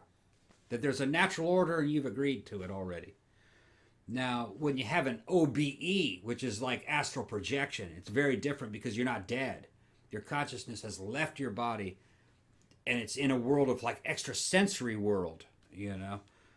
Even the Army believed in this with Project Stargate, where they were doing remote viewing, which was a slightly different version of astral projection. They didn't like astral projection. They wanted to do remote viewing, which I think is a cheap version of astral projection.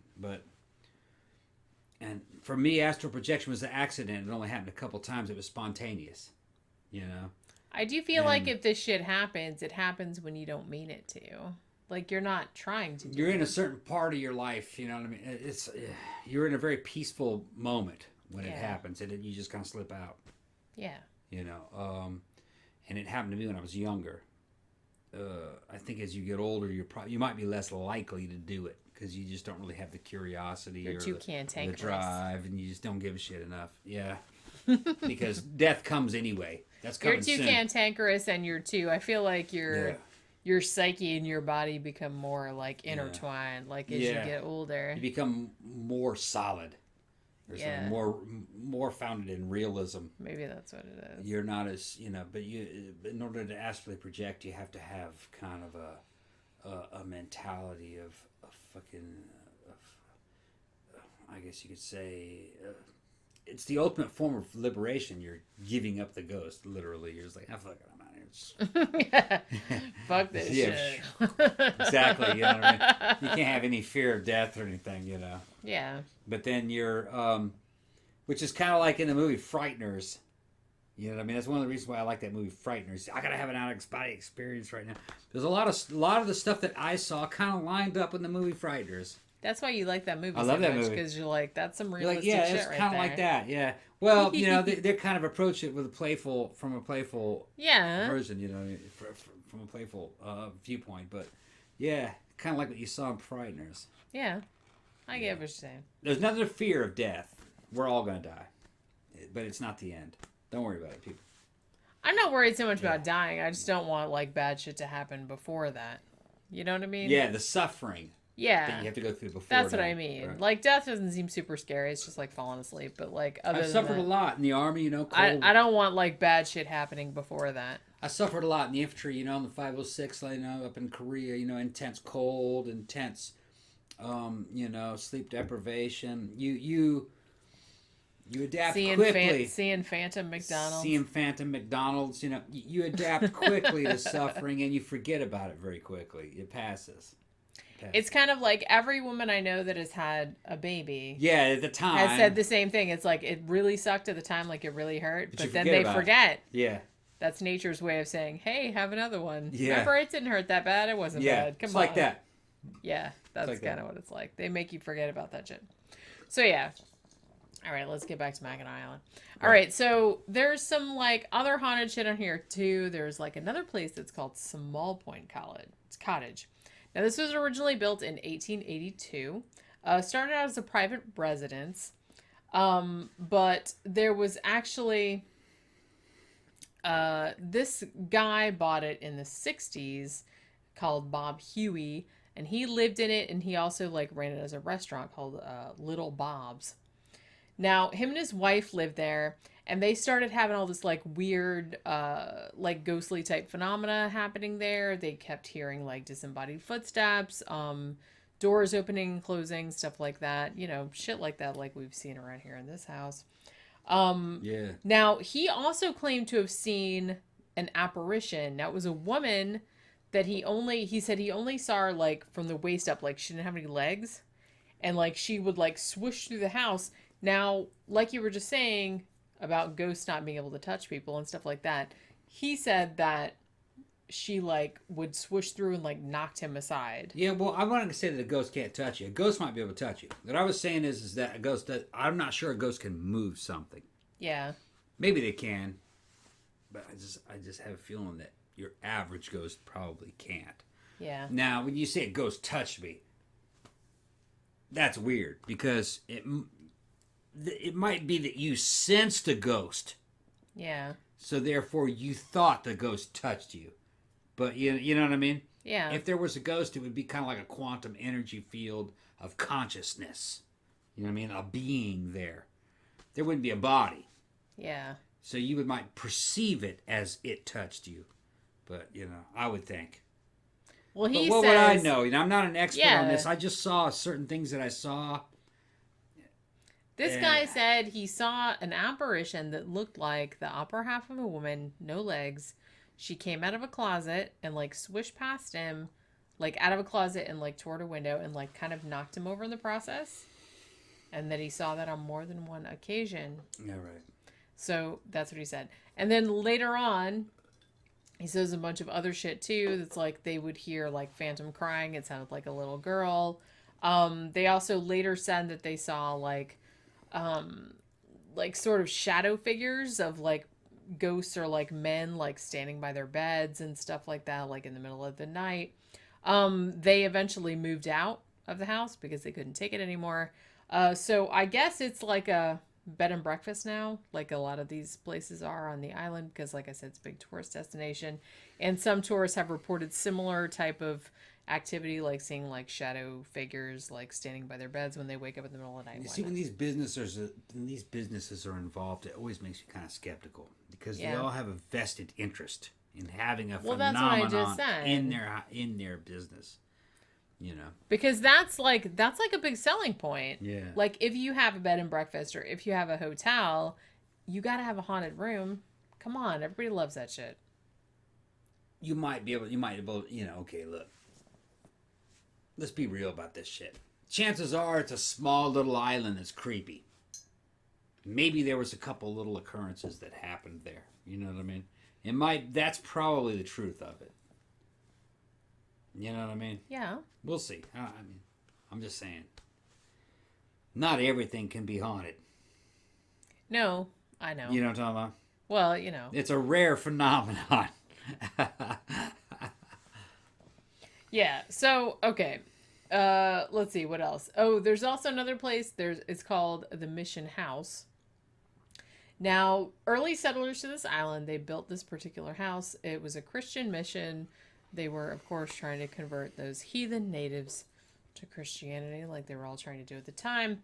Now, evidently at one point, an epidemic of tuberculosis hit this particular mission.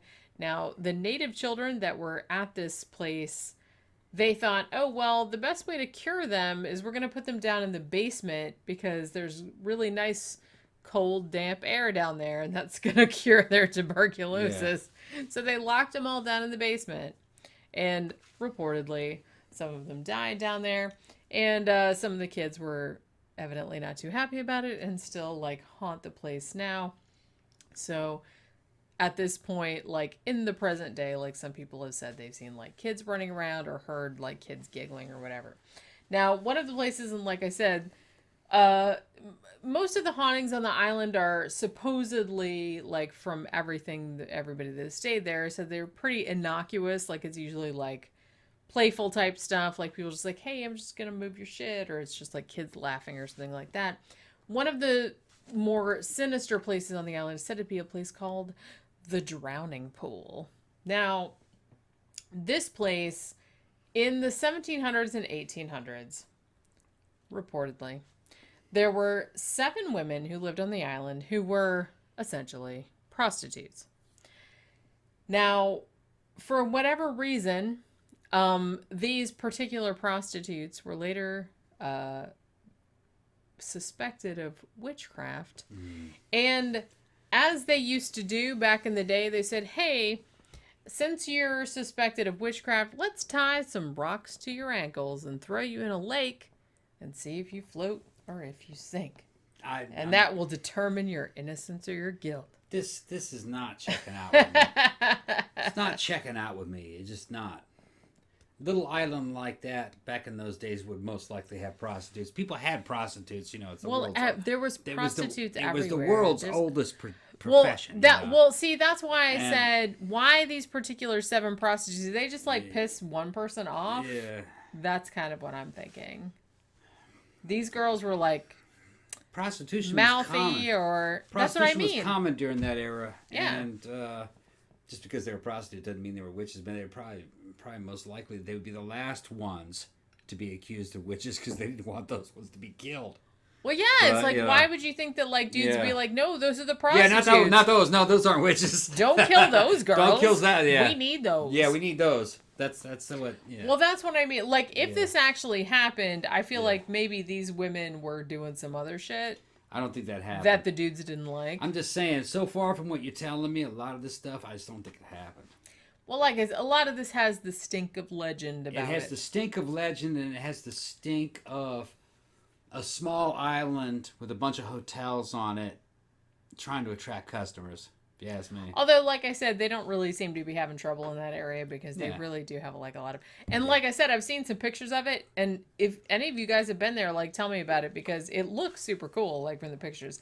It looks a lot like, I'm from Florida, so we have St. Augustine, the oldest permanent settlement in the United States.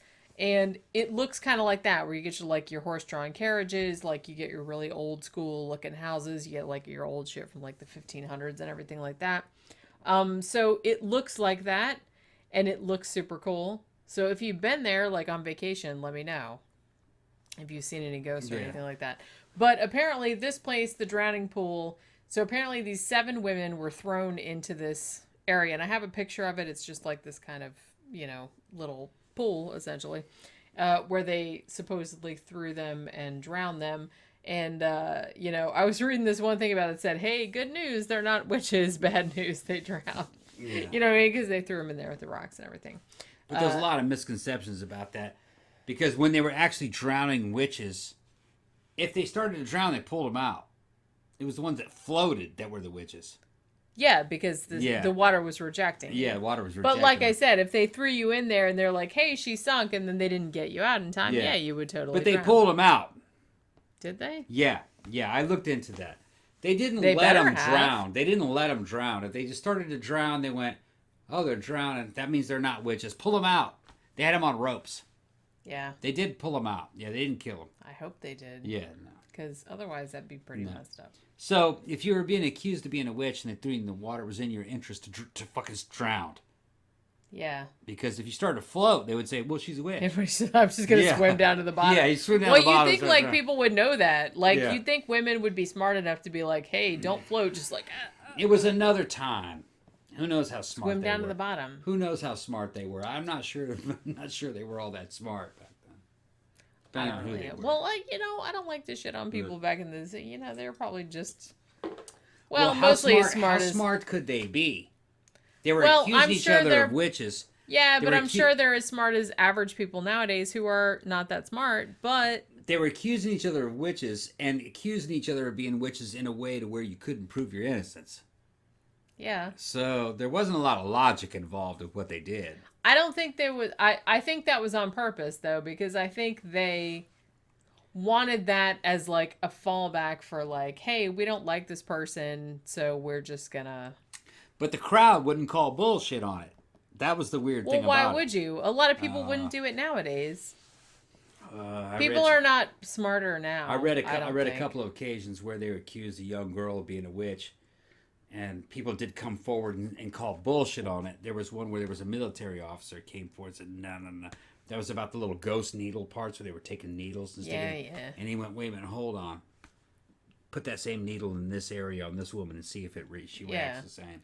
Well, like I said, not everyone was dumbasses He back eliminated then. that. Well, and honestly, I think a lot less people were dumbasses than people think, because if you came forward and said, hey, that's all bullshit, then they'd probably accuse you of witchcraft too, and you would get your ass Well, hanged. the officer that did that only did it once. He didn't come back and try to save anybody else. So other people might have been thinking it, but were like, well, I better not say anything, because otherwise my ass will be in a sling. All that shit was a moral panic. It was just like right. satanic panic and the panics that you have today. You know? So like I said, I don't think everyone was a dummy. I'm sure most people were like, this is bullshit, but they didn't want to say anything because then their ass would be grass too. I'm just saying. But yeah, so the drowning pool, the story goes that 7 women who were supposedly, I love how like different places were like promiscuous. They were prostitutes, evidently. And so they get accused of witchcraft. They got thrown in the thing. They drown, blah, blah, blah. So now this place is supposedly said to be haunted too. Many people have reported seeing like kind of just weird like shadows like right under the water, or like big, huge splashes when there are no fishes there. Just, creepy shit like that. Most people that have visited this area have reported feeling like a really creepy, like dread type of feeling. Like this is, like I said, most of the other hauntings on the island seem pretty benevolent. The drowning pool seems like it's a more malevolent type of haunting. Like most people that go there say they don't really feel good about being there. Like it's not really a kind of a nice place to be. I ain't buying it. I ain't buying it. You never do. Prostitution was not that much of a stigma back then. It was a common profession. Yeah. You know what I mean? You didn't want to marry a prostitute, but the guys definitely weren't wanting because of hoe, and fucking. But they definitely weren't going to kill them. Who's gonna? Why would you want to interdict the hoe supply? You know what I'm talking about? You had to. There were men out there that were not married. The hoe supply. There were men out there that were not marriage material. You know what I mean? That depended on that. That was their only. That was the only action they were going to get. Do not cut into the hoe supply. Yeah, well, back in the days, there was just a shortage of women in the New World. There wasn't enough women. There just wasn't. I know. I'm just telling you. There wasn't enough of them. You had to share. We're a prized commodity, you had to share. And the only way to share was you had to fucking pay for it. You know what I mean? That was the way they were. That's the way it was back then. All right. It's well documented. No, I know. Actually, one thing I remember, and I can't remember the name of the book, but it was like a really fascinating book about kind of high-class prostitutes, like in England, like at the time, like the ones that ran the brothels and stuff. And that shit is fucking fascinating. Yeah. One thing I found in the United States too. In New Orleans, they were called octoroons. I read about ones in Chicago. Yeah. There was a whole bunch of them in like Chicago that ran a bunch of brothels and stuff. Well, the thing about prostitutes that I found interesting from back in the day was that prostitutes, if you ran a brothel, if you were a madam, you actually had a lot more latitude and power than an average woman at the time. Like even someone that was married to someone with a lot of money and stuff like that. They were outside the boundaries. Right. You didn't have like a lot of the same strictures that other like quote unquote society women had at the time. So in a way you kind of had an advantage. And also they were celebrities. Yeah. A high value prostitute actually was where the term star came from. Yeah. Because in the United States, a very wealthy and successful prostitute didn't want to be known just for that. So they had theaters, and they could sing, and they could put on a show. So that's what they would do. They would put on a show every night, and they would have their name inside of a star. and they were the stars. And then afterwards, they turned their tricks. And you know, everybody knows about this. That's where the word star came from. And it's similar kind of shit that goes on now, because like you said. Yeah. Prostitutes didn't want to be just prostitutes. They wanted to be actresses and singers and, you know. Well, you know, they were trying to, like, branch out and do with it, you know. Well, you know, a woman doesn't want to be known just for that. All about you know the hustle. I mean? And they don't want to be known just for that. They had other things to offer. Right. They could sing and they could put on shows and they were entertainers. And that would also increase the value of the services. Yeah. That they offer. Well, that's what I mean. That's why I always like kind of respected like a lot of the sex workers back in the day. Not only because they were outside of the strictures of a lot of the, you know, social fucking boundaries that were kind of fencing in women back at the time. Yeah, this was the Victorian era. Yeah, you could like kind of get away with a lot more. They were scenesters. Yeah, but they, you know, they were kind of like the entrepreneurs of their day. It's like they kind of understood the value of like vertical marketing, and they were just like, you know, they were getting out there and doing that shit. And a star back in those days, they weren't messing around with the rabble. They were dealing with rich guys. This was like in a way, this was kind of like old school dating, because they didn't date back then. Yeah, they just didn't. You know, so it was a different time. It's a very recent. It's funny how we like. You're taking all that shit for granted. Stress out about dating, but it's like a pretty all that recent. Shit for granted. That's a pretty recent development. Yeah. Back in the old day, you kind of like got set up. Mm-hmm. You know what I mean? It's like what's the most strategic? There were arranged marriages, or you didn't get married. That's the most strategic. Or you were a hoe, and if you were a hoe, you could be a star. And really, I think probably the average woman of today, if you were to transport them into the past with a time machine, they probably wouldn't want to be a married woman of that era. You'd probably want to be a star. I definitely would. That would be more closely to. I wouldn't want to put up with it. You would have the rights and the abilities that you are more used to having. Yeah. They were free. I wouldn't want to be stuck in some dude's house. He's like, no, you can't have a job. You can't have a bank account. Yeah. You can't have any rights. You can't vote. You can't do anything. Right. So you girls all live like hoes. I'm all right with that. The hoes of the past. I'm all right with that. A free woman was a hoe. Well, that's what I mean. That's the way they looked at it. And that's what I mean. And that's why I found like that kind of shit fascinating. Like reading about a lot of these like, you know, brothel owners and stuff like in Chicago and England and stuff like that. Yeah. These women were like way ahead of their time. Yeah. Like they were very progressive for the time. Like they had their shit together, man. Right. They knew what they were doing. That's why when I hear these legends of, oh, well, they're prostitutes, so we're going to drown them in the well. No, that's not the way it was. Who would drown prostitutes in the well? No, those were the most popular, most powerful women in the fucking society back in those days. Yeah. They were the free women. No one's going to drown in New Orleans, it was all about octoroon balls and quadroon balls. They had white women pretending to be octoroons because an octoroon was worth more than a white woman. Yeah. Really. And there were some weird. They were the exotic, geisha. You know. They were the geisha of the South back in that era. Yeah. So you can't take all this shit for face value by today's standards and listen to these. You know, you can't. The world was different back then. You have to fucking do your research and go back into the past and see how these people were perceived in their day. Yeah. Okay. In their day, these women were octoroons and prostitutes. Now, not all of them. Star prostitutes were celebrities. They had their own money. They had their own huge apartments. Right. They did like parties. They could like... A low-level street prostitute or a hag... No, you were fucked. Well, same as now. Same as now. Street prostitutes are still fucked. That's something you fall into because that's all you have. If you're desperate, like you don't have anything else to do. Right.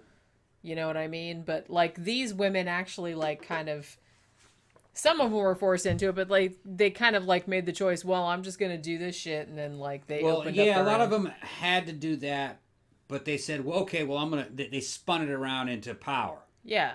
Right. Which, like I said, if I gotta do this, I'm gonna be the best at it. Right. I respect that. That's what they did. And that's why that shit's so fascinating to me. Right. You can't use modern terms. Yeah. Right. All right. So now, I mean, we've talked a little bit about Mackinac Island. Like I said, somebody requested this. Every place on this shit is haunted. It's haunted. It looks suspicious. Well, Just I saying. would like to go there because it looks super cool. Yeah, but I'm just saying the paranormal aspect of it Yeah. looks suspicious. To me, I'm looking at it, I'm thinking of it, boy, it'd be a creepy-ass island. Yeah. You know? It does look 4 creepy because square I miles. love like to all see the that. architecture on Yeah, it. I'd like to And see like that. I said, no motorized vehicles other than emergency vehicles, Yeah. other than snowmobiles, blah blah blah. But it's mostly horse-drawn I'd carriages. like to see that. The ghost aspect isn't really calling to me. Okay? Yeah. I would just rather see the island itself. Well, That'd be like some good seclusion when you think about it. it's the same thing. It's the same way I feel about, like I said, I'm from Florida, so it's the same way I feel about St. Augustine. It's that, like, a lot of people are like, oh, this is haunted, that's haunted. Like, everything's haunted in St. Augustine, which it is, you know, so they say.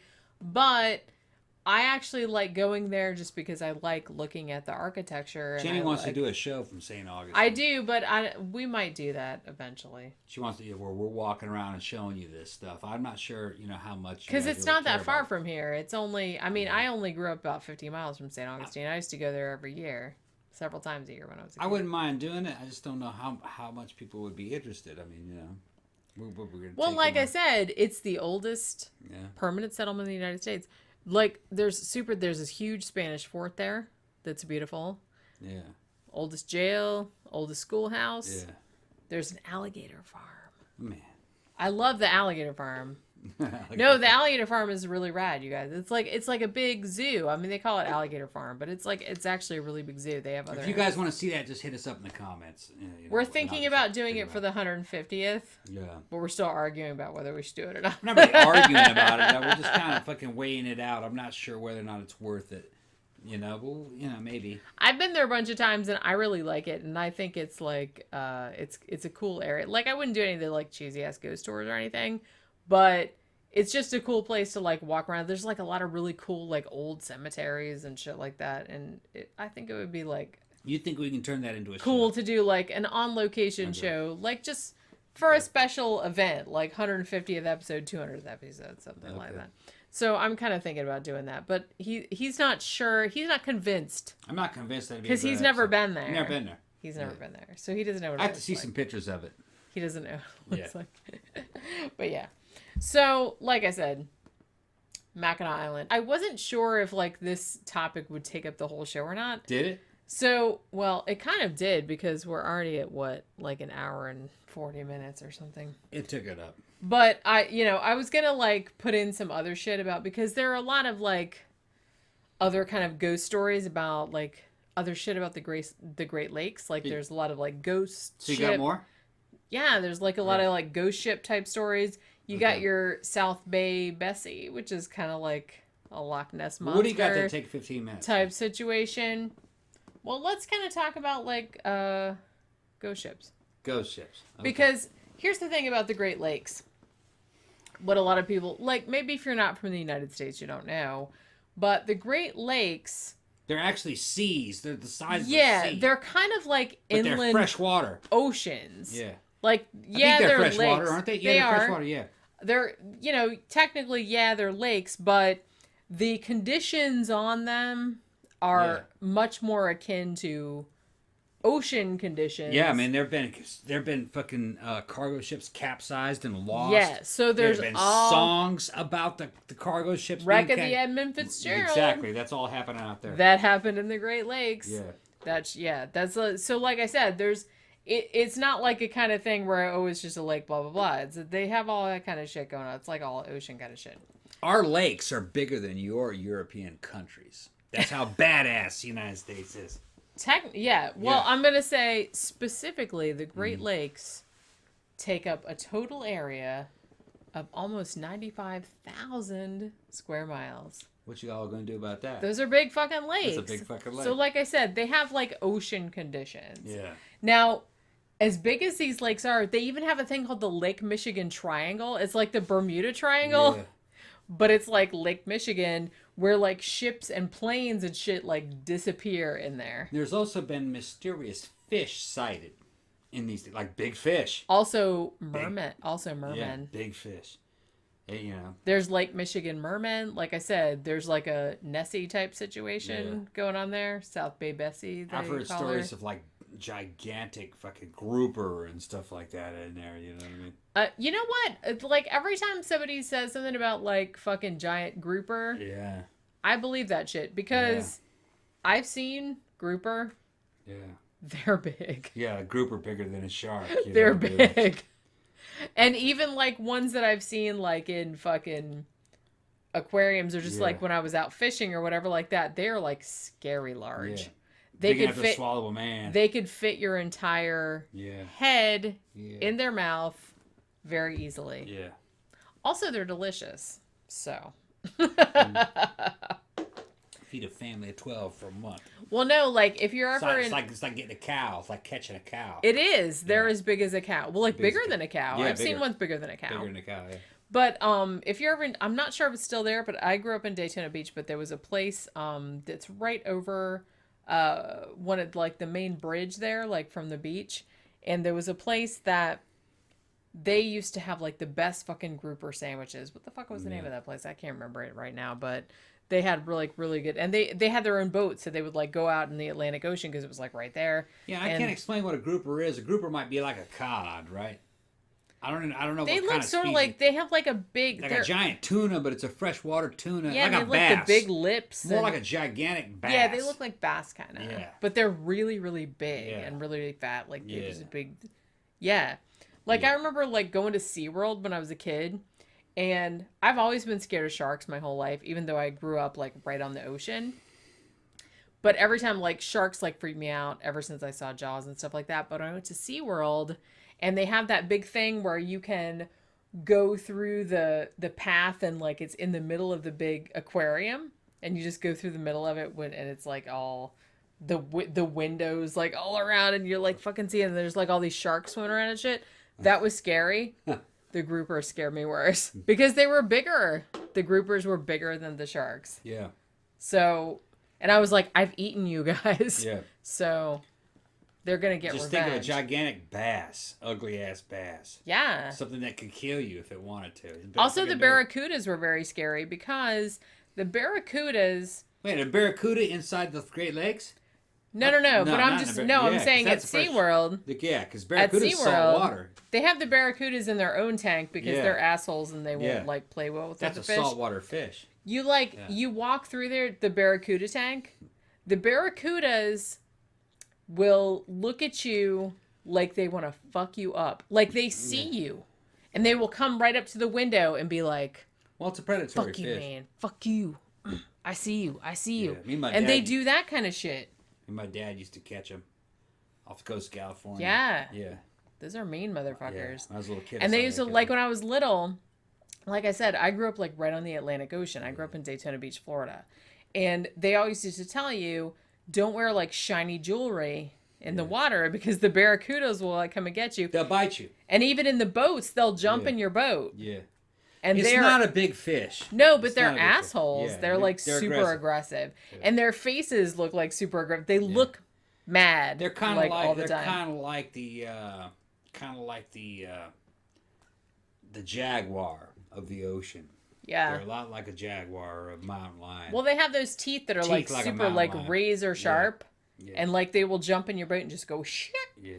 And just like slice your arm. All right, go ahead, go on. All right. Drunk, we're getting down. Like I said. Well, like I said, the Great Lakes are so large that they not only have one ghost ship, they have a whole fleet. They have a thing called a ghost fleet. Because there's ships that were lost out there? Yeah, because they have so many ships that went down in the area. Yeah. I always thought that was a creepy thing that these ships would be lost at sea and they're out there floating around. Yeah. And every now and then people see them. It's just that always creeped me out. It's just a derelict ship.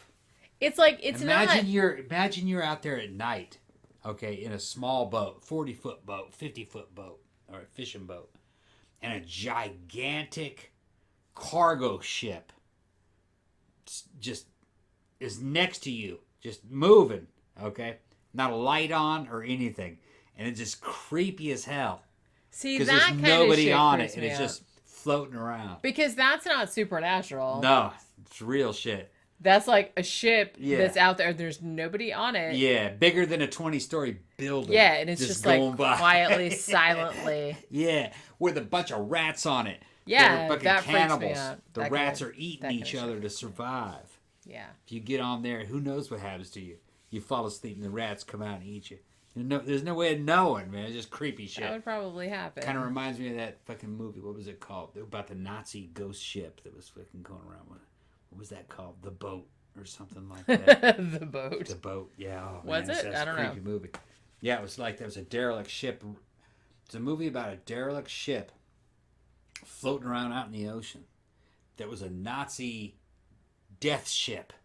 I know where what they you're would- talking about, but I can't think of what it's called. and some people in a fishing boat found it. Much to their detriment. Yeah, and they got on it, and it was just bizarre, man. It was good. It was like an early '80s horror movie. I forgot what it was called. That wasn't The Keep, was I it? think it was called Death Ship. Oh, yeah, Death yeah, Ship. yeah. I think that was what it was called. Death Ship. Yeah. Because there was actually a movie called Ghost Ship, but I think that was like a newer... Yeah. Wasn't Ghost Ship the one where all those people got cut in half by the I don't wire know. at the I don't beginning? I don't know. I don't remember that. I can't But, remember. I got to get Death Ship on Blu-ray. We should. It's Yeah. probably good. That and Shockwaves.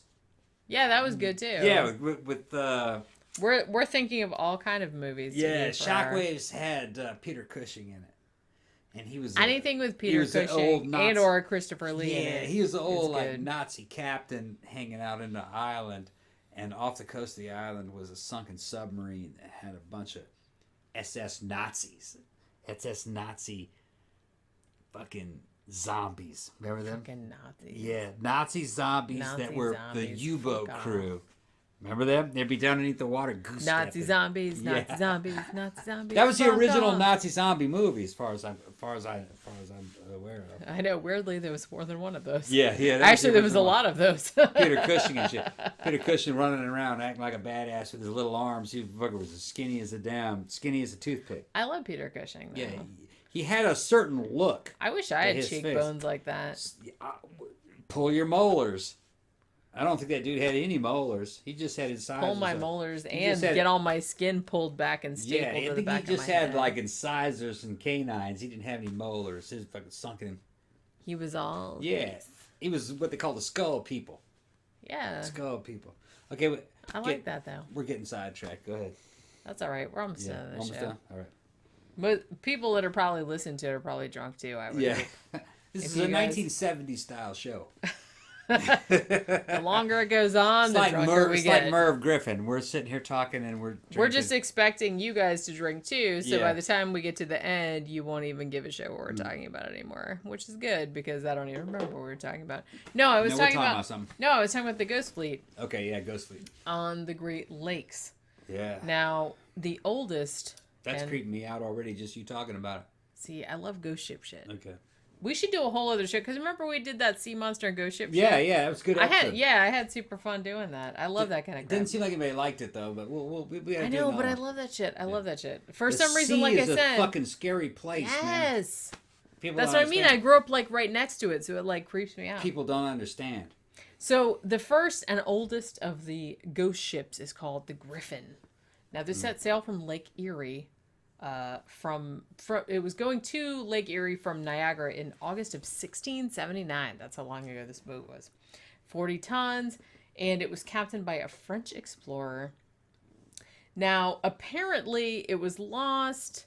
It just vanished. Nobody knew what happened to it. Blah blah blah.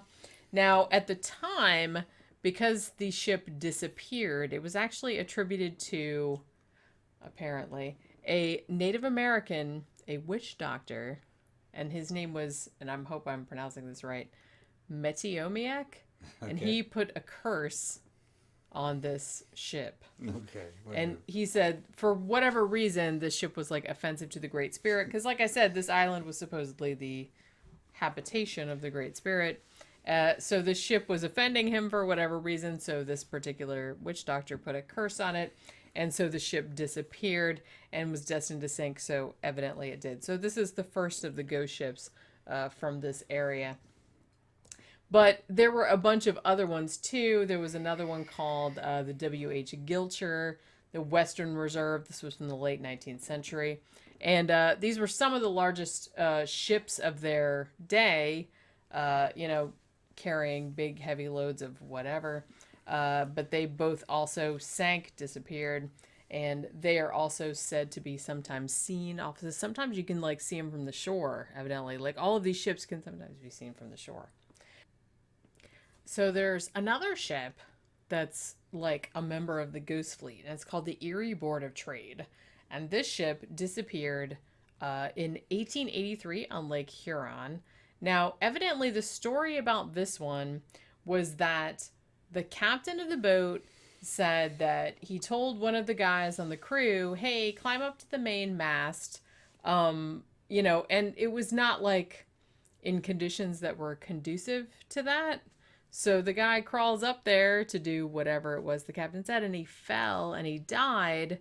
And then not long after that, the ghost of this guy was said to haunt the ship. And the ghost was said to have caused the ship to disappear, because the ship did disappear later on. Presumably it sunk. Okay. So that was also one of the members of the Ghost Fleet. There's also a ship called the Hudson, which disappeared on September 16th, 1901 on Lake Michigan. Now, this ship has said it turns up, people see it always on the same date. It's always on September 16th, which was the day that it disappeared in 1901. Now, it was seen in 1940 by a tugboat. All the crew members reported seeing it. They saw a derelict ship, with all this slimy shit all over it. And they reportedly went on the boat and looked around and there was nobody on there, but it was super creepy. No one was there. So now, was this verified? Well, like I said, that was what was reported. In 1940, they said we saw this fucking ship and we got on it. It was all covered with slime and there was nobody on it. Damn. And supposedly that was the ship that had disappeared in 1901. Wow. Now, so another... been out there for 40 years just floating around. Like I said, that's so creepy. That just that creeps me the fuck out. It's like I said... If it happened. It's not even... Well, ghost ships... It's happened before. On the ocean. Yeah. But, ghost ships, aren't even really paranormal. It's just creepy. Yeah, it's just a ship that everyone's gone off it, and it's just kind of floating around. Yeah, and imagine on there. And imagine we're talking about something that is the equivalent volume of a 10 or 15-story building. Yeah. Just floating around by itself. That's creepy. Yeah, with nobody on it, except maybe some rats and some roaches. Yeah. And how long does it take for a rat population to cannibalize itself? How long can they live out there? Or roaches. You know what I mean? How long can roaches survive on a ship just floating around? Who knows? I feel who knows? I'm from Florida. Roaches can live for fucking ever. Yeah, I mean they can live eating. They can just live eating. You can paint. cut their heads off. And they'll live for about a couple of days. And they'll still live for a couple weeks. Yeah. If that doesn't give you nightmares, I don't know what will. They can eat but paint. It's true. And they can eat paint. They eat paint. They, the glue that holds books mattresses together. Yeah. They'll eat anything. So if you have a ship floating around, there's just no ecosystem really, other than what's in that ship. How long can a population of roaches survive? It's a creepy idea. Eternally. I don't know. Forever. I feel like... Eventually they'll run out. Eventually they'll run out of stuff to eat. But it's just, man. Like I said, I grew up in Florida. I know from... And I'm not talking about this little bitty German cockroach. I'm not talking about these little bit... look at my camera. I'm not talking about... These are this big. Now, according to my understanding of other ghost ships, because there have been other ghost ships out on the ocean, there was a Chinese one that was sighted a couple times, and they think it's gone now. What ends up happening is after about 15, 20 years, most of them sink. Well, you would think that would happen after... Yeah, the hull can only maintain its integrity for only so long. Yeah. You know what I mean, eventually they sink. Or they run aground, too, is another thing that happens to them. Yeah. But out on the Great Lakes, if it runs aground, then people see it. Because I think there's pretty much... The cat is biting the tripod. I told you. I can't understand it. Because... Around the Great Lakes, the coastline of the Great Lakes, I think, is pretty much well traveled. I think, more or less. So if it ran aground, you'd see it. It's just bizarre. Although one thing I want to mention is that there's apparently a wreck in the Great Lakes, like underneath the water, a wreck of the SS Kamloops. And this particular wreck is said to house, I'm not sure if it's a ghost or if it's an actual dead body, but they call it Grandpa. And it's supposedly a preserved body that was left in the engine room. And like when divers go down there to explore the wreck, they have reported that they'll be like farting around like in another part of the ship, and all of a sudden this little corpse will like pop up behind them like, hey, what's up? Well, the water must be very cold. Right, so I don't know if this corpse is actually like dicking around, like floating all around the ship, or if it's like a ghost type situation. I don't know if I buy it. But it's happened so often that they've named it Grandpa. I don't know if and I he's buy supposedly like a preserved corpse that was from this particular. Because even if it was really cold, eventually it's eaten by the creatures that are there. I Yeah, mean, you would think that. Even down at the bottom where the Titanic is, all the bodies are gone. They're long gone. You see the shoes, where they were, but they were all eaten. That's all. And it's creepy. cold there. It's damn near freezing, and way down towards the bottom, and still they didn't. We had some cold ass water. So that sounds like bullshit to me. That particular story. Just saying. I just liked that one because I like the idea of like a diver just farting around looking for stuff, and then poop. There's like a little old man corpse like popping up behind you. Hi. The problem with the story is that there's little small bacterial type, single cell and multi-cell organisms down there, that eat shit. You know what I mean? There's, the ocean version, little bitty fish. Yeah. They eat that. Nature. Nature takes care of that. Yeah. Everybody eats it, like, The only exception you're would be this. You're a human, but also you're meat. Now, if he was in a compartment that was somehow sealed, but still water got in there. But then how would he be like floating around, popping up in people's faces? Yeah. Like I said, I don't know if there's like a supernatural component to this shit or not. That sounds like a tall tale. But this, like I said, this kind of ties in with the whole ghost fleet kind of legend about the Great Lake. Because like I said, when I looked it up, there's a lot of fucking ghost stories about the Great Lake. There's a lot of haunted lighthouses too, but I didn't even get into that shit because it was too many. You know what I mean? Too many. Yeah, there's like there was too many stories. It's like I didn't even get into the whole like there's like a dog man like werewolf type legend. There's like a black dog of Lake Erie. Like I got all kind of fucking legends. I did mention there was a Nessie type situation going on there too, but maybe that's a show for itself. Maybe we'll do the creatures on another show. Yeah, because there's too much of that shit going on. Because we got to wrap this shit up. We're getting super drunk, and the kitty is also like trying to like fuck with the camera. Yeah. She's like I said, you can't see her, but she's sitting back there behind the thing, going, "I'm gonna fuck with this shit." Here she comes. Here she comes. We're talking about you. Yeah, we're talking about you. You saw her head there for a second. All right, so we're gonna wrap this show up. Hopefully, it wasn't too incoherent. Nah, it should be good. I guess I'll find out when I understand it. I guess I'll find out when I edit it. Yeah, so if you're driving a truck out in the middle of nowhere, if you're just sitting at your house and you're having a drink, this is a 1970s style show. Like I said, it's like something straight out of Merv Griffin. You know what I mean? The elevator killer, sure. The elevator. Now, every time you say Merv Griffin, I'm going to say elevator killer. Yeah, I forgot about that. Yeah. Hope you guys had a good time. Yeah, we did. Yeah. Pretty much. All right, so if you like the show, remember, like, share, subscribe on all your social media. If you'd like to financially support the show, you can go to our Patreon page, patreon.com/13o'clockpodcast. Or if you don't like Patreon for whatever reason, you can go to our blog, 13o'clockpodcast.wordpress.com. And there's a link in the sidebar where you can give money through PayPal if you'd rather do that. You give a one-time donation, you give a monthly donation, you can do whatever you want. It'd be much appreciated, whatever it is that you do. Also, remember that our regular episodes come out every Tuesday. We also have movie retrospectives, which come out every Friday. And we also have 13 o'clock matinee, which is 3 movies in the theater, new ones. And that comes out every Sunday. Little capsule movie reviews that we do right there in the theater. It comes out every Sunday, like I said. So check those out. Check out our last movie retrospective, which was Lucio Fulci's City of the Living Dead. And that will do it for episode 131. We will see you next time. Bye.